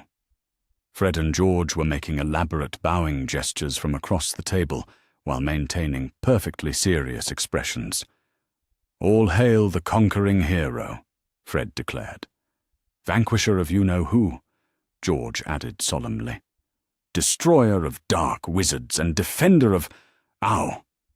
Fred's dramatic recitation was cut short as Hermione, who had been sorted into Gryffindor just before him, reached across to swat at them both. "Stop it," she said firmly, though there was fondness in her voice. "Harry doesn't want to be treated like a celebrity." "Actually," Harry said, surprised by his own confidence, "I just want to be treated like family. And this is how my family treats each other, with completely ridiculous amounts of drama about everything." The easy way he claimed the Weasleys publicly, the confidence in his voice as he defined what he wanted, made several students turn to stare. But Harry found he didn't care about their attention the way he once might have. He belonged somewhere now, and that belonging gave him the freedom to simply be himself. The weeks that followed established a pattern that would define Harry's entire Hogwarts experience. Unlike the canonical timeline where he had struggled academically while dealing with fame and the pressure of living up to expectations he didn't understand, this Harry approached his studies with genuine enthusiasm. "It's fascinating," he told Hermione one evening as they worked together in the common room, his transfiguration essay spread before them. "The way magic responds to intent as much as technique. Professor McGonagall says the emotional component of spellwork is often overlooked in theoretical study." "You're getting much better at the practical applications," Hermione agreed, reviewing his work with the critical eye of someone who genuinely wanted him to succeed. "Your charms work, especially. Professor Flitwick mentioned that you have an intuitive grasp of the emotional resonance required for sustained spellcasting. Harry's academic success stemmed not from grinding desperation to prove himself worthy, but from genuine curiosity about the magical world he had discovered. When you approached learning from a position of security rather than survival, everything became more possible. His letters home reflected this transformation. Dear Mum and Dad, Transfiguration is brilliant. We learned to turn matches into needles today, and mine actually worked on the second try. Professor McGonagall says I have steady hands and good focus. She also mentioned that the Potter family was always talented at transfiguration, which made me think about my real parents and how proud they might be. Ron is helping me with wizard's chess. I'm terrible at it, but he says I'm improving. And Hermione is helping both of us with our essays. She's wicked smart, and she fits in perfectly with us. You'd love her. She asks just as many questions as I do. Percy sends his regards and wants you to know he's keeping an eye on me, though honestly, I think I'm doing fine on my own. The confidence you gave me is carrying me through everything. I miss you all terribly, but I'm happy here. Really happy. Thank you for making it possible for me to choose happiness instead of just survival. All my love, Harry Molly's responses were treasures that Harry read and reread, folding them carefully to keep in his bedside drawer. My dearest Harry, your father and I are so proud we could burst. Professor McGonagall sent a note saying you're one of the most naturally gifted first-years she's seen in decades, but more importantly, that you're kind to your fellow students and willing to help anyone who's struggling. That's what makes us proudest, sweetheart. Not your grades or your fame, but the good heart you're showing to everyone around you. You're growing into exactly the young man we hoped you would become. Ginny is counting down the days until Christmas when you come home. She's made you something special that she won't let anyone see. Ron's old room feels empty without both of you boys in it, but the house clock shows you at school instead of lost, and that makes all the difference. Keep being wonderful, my dear one. We love you more than words can say. Mum, the Halloween troll incident became the defining moment of Harry's first term, though not in the way anyone expected. When Ron made his thoughtless comment about Hermione having no friends, Harry's response came from a place of protective instinct rather than hero complex. That was cruel, he told Ron bluntly in the dormitory that evening. Hermione is our friend, and friends don't abandon each other when they're hurting. She's been helping us with homework all term, Ron protested, though his ears were red with shame. She probably thinks she's better than us. No, Harry said firmly. She thinks she's not good enough for us. There's a difference. The insight came from his own experience of feeling unwanted and trying to earn acceptance through usefulness. She works so hard because she's afraid we'll decide she doesn't belong. Sound familiar? Ron's face went pale as he understood. Oh, bloody hell. I didn't mean... I know you didn't mean it, Harry said gently. But now we need to fix it. When they found Hermione crying in the girls' bathroom, Harry's approach was informed by months of patient healing rather than rushed heroics. Hermione, he said quietly through the door. Ron wants to apologize, and I want you to know that what he said isn't true. You do have friends. You have us. And we're not going anywhere. The troll's arrival turned what might have been a simple reconciliation into a moment of genuine danger, but Harry's response came from love rather than fame-seeking. When the massive creature raised its club above Hermione's head, Harry moved without thinking, not to prove himself a hero, but to protect someone who had become precious to him. The aftermath found the three of them bound together, not by shared trauma, but by mutual care and the knowledge that they would face whatever came next as a team. "You didn't have to risk yourselves for me," Hermione said quietly, as they sat in the hospital wing afterward. "Yes, we did," Ron said firmly, his earlier thoughtlessness replaced by fierce loyalty. "That's what friends do. That's what family does," Harry corrected gently. "And you're family now, Hermione, whether you like it or not." The friendship that emerged from that moment was deeper and more secure than in the original timeline, built on mutual respect and emotional honesty rather than just shared adventure. It became the foundation for everything that followed. Professor Snape's evolving attitude toward Harry provided another unexpected element of his first term. The potion's master still maintained his intimidating demeanor and sharp tongue, but Harry's changed emotional state seemed to affect how he was perceived.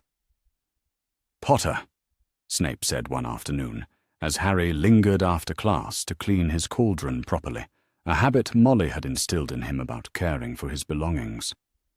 "Your technique is improving." It wasn't praise, exactly, but coming from Snape, it was remarkable. Harry looked up, surprised by the neutral tone.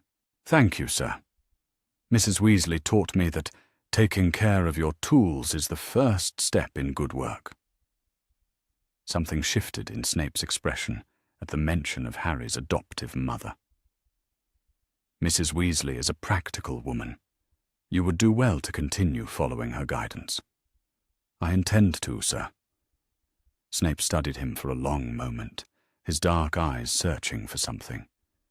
"You are different from what I expected, Potter."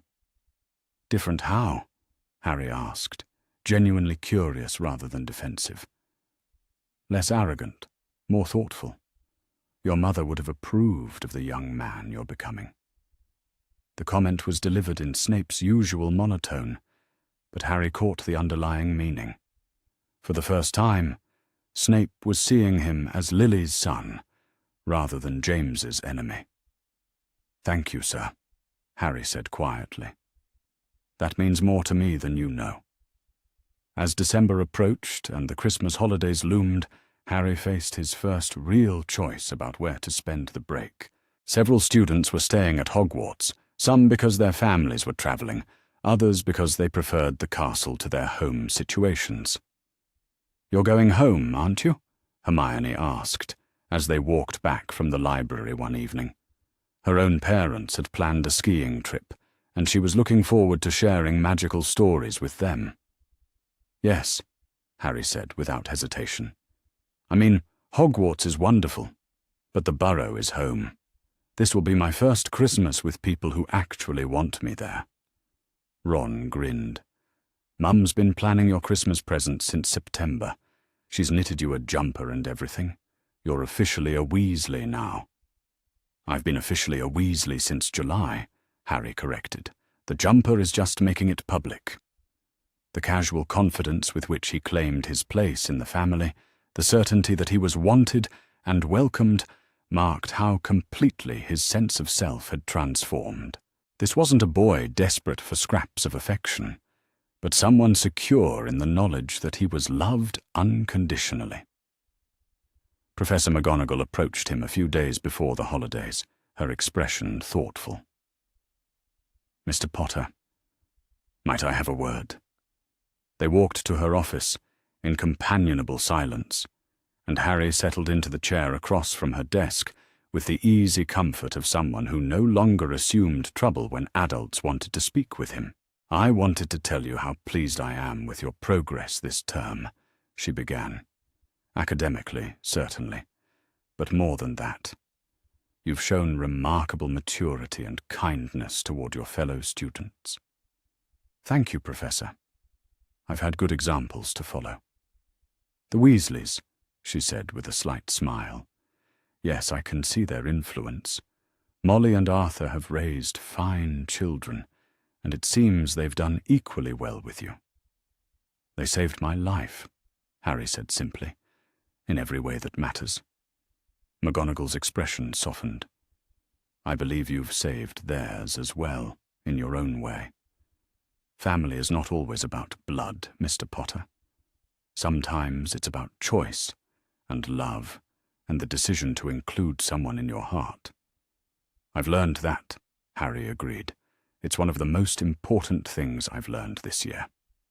As the term drew to a close, Harry reflected on how different his Hogwarts experience had been from what he might have expected. He had thrived academically because learning felt like opportunity rather than obligation.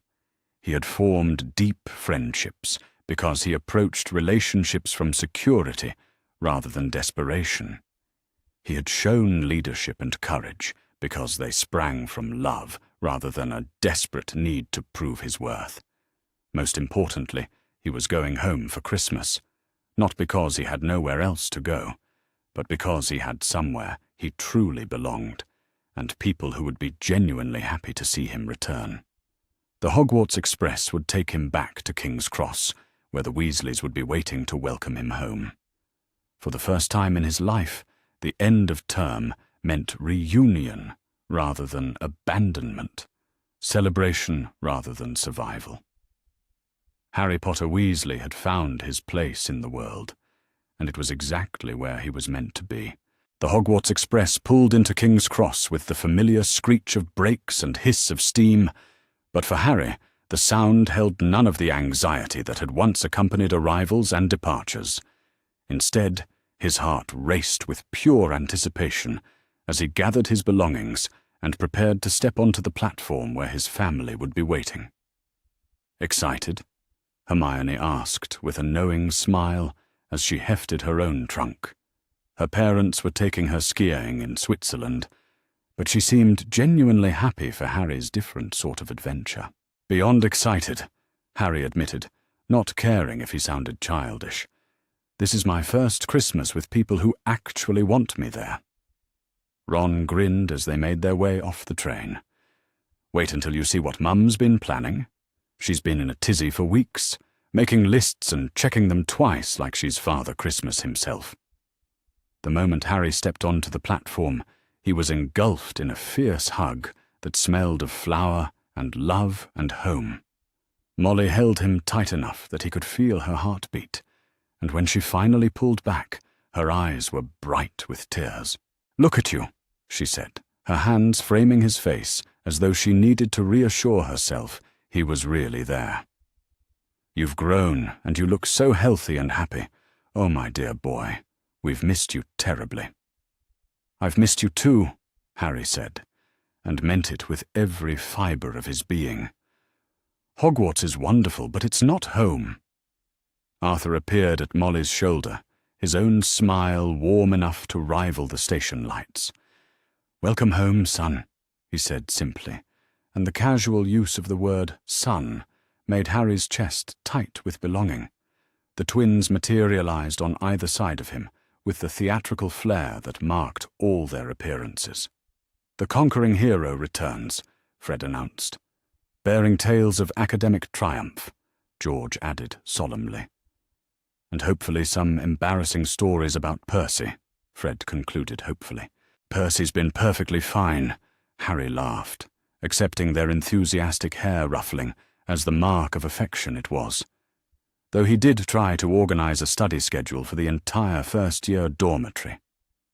"Sounds like our Percy," Arthur chuckled as they made their way through the crowd toward the barrier between platforms, always trying to improve everyone, whether they want improving or not. Ginny walked beside Harry with the quiet satisfaction of someone whose favorite person had returned safely. "Did you bring your Hogwarts photos?" she asked. "I want to see everything, the Great Hall, the moving staircases, the portraits that talk back." "I brought everything," Harry assured her, patting his bag where he'd carefully packed the magical photographs Colin Creevey had taken throughout the term. "And I have stories about all of it." The journey back to the burrow felt like the best kind of homecoming, familiar and warm, and filled with the comfortable chaos of a large family catching up. Harry found himself relaxing into the car seat with a contentment that had nothing to do with being tired from the journey, and everything to do with being exactly where he belonged. The burrow itself seemed to glow with welcome as they approached, fairy lights strung around the crooked eaves, and a wreath on the front door that was definitely larger and more elaborate than strictly necessary. Through the windows, Harry could see a Christmas tree that appeared to be decorating itself, while the family clock showed all hands pointing to home. "It's perfect," Harry breathed, as they pulled up to the house. "It's home," Molly corrected gently, helping him with his trunk. "And you being here makes it complete." That evening was a masterpiece of domestic perfection. Dinner around the scrubbed wooden table where Harry's place had been kept waiting. Conversations that flowed easily between Hogwarts stories and family news. The warm glow of belonging that settled over him like a favorite blanket. "So Snape really said your potions work was improving?" Percy asked with genuine amazement. "That's practically a love letter from him." "I think it was more about recognizing effort than natural talent," Harry said modestly, though he couldn't hide his pride. "Mrs. Weasley's lessons about taking care of your tools made all the difference. I knew those kitchen skills would serve you well," Molly beamed. "Taking care of things properly is the foundation of everything else." Fred and George regaled the table with increasingly dramatic accounts of their own term adventures, while Ginny listened with the rapt attention of someone planning her own future mischief. Arthur asked thoughtful questions about Harry's classes and friendships, clearly delighted by his son's obvious happiness and confidence. "You know," Arthur said as they cleared the dinner dishes, "you sound like someone who's found his place in the world." "I have," Harry said simply. "I found it the day you brought me home." Christmas Eve was a revelation in itself, the easy traditions of a family that had grown comfortable with their own rhythms. Harry helped Molly with the final preparations for Christmas dinner, while Arthur and the boys tended to the garden gnomes, who were apparently throwing some sort of winter celebration in the tool shed. "Harry, dear," Molly said, as they kneaded bread for the next day's breakfast, "I want you to know how proud we are of your first term. Not just the grades, though those were wonderful, but the way you've grown into yourself." "I had good teachers," Harry said, his hands working the dough with the careful precision she'd taught him over the summer. "You and Arthur showed me what family looks like, and that made everything else possible." "You were ready to learn," Molly replied. "That's not something that can be taught. That's something you chose to do, despite everything you'd been through before." Christmas morning dawned bright and clear, and Harry woke to the sound of Ron's excited whooping from the bed across the room. "Presents!" Ron announced, as though this was breaking news rather than an annual tradition. "Come on, Harry, everyone's waiting for you." The sitting room was a controlled explosion of wrapping paper and excited voices, with everyone gathered around the tree that somehow seemed to have grown even more elaborate overnight. Harry settled onto the floor with his back against Arthur's chair, marveling at the simple pleasure of being included automatically in the family's Christmas morning traditions. "For you, dear," Molly said, settling a wrapped package into his hands with the particular care of someone presenting something precious. Harry unwrapped it slowly, wanting to savor every moment, and found himself holding a hand-knitted jumper in emerald green wool. It was clearly made specifically for him, the right size, the right color to complement his eyes, knitted with the sort of careful attention that spoke of hours of work and infinite love. "There's a H on the front," Molly explained, somewhat unnecessarily, since the letter was clearly visible. "So everyone knows you're ours." Harry held the jumper up, tracing the carefully stitched letter with one finger. It was more than clothing. It was a declaration of belonging, proof that someone had spent countless hours thinking about him and working to create something that was his alone. "It's perfect," he said, his voice thick with emotion. "It's the most perfect thing anyone's ever made for me." "Put it on then," Ginny encouraged, and Harry pulled the jumper over his head immediately. It fit perfectly, warm and soft and exactly right. "Now you look like a proper Weasley," Fred declared with satisfaction. "Always looked like one to me," George added. "The jumper just makes it official." The rest of the morning passed in a blur of gift-giving that felt like the warmest dream Harry had ever had.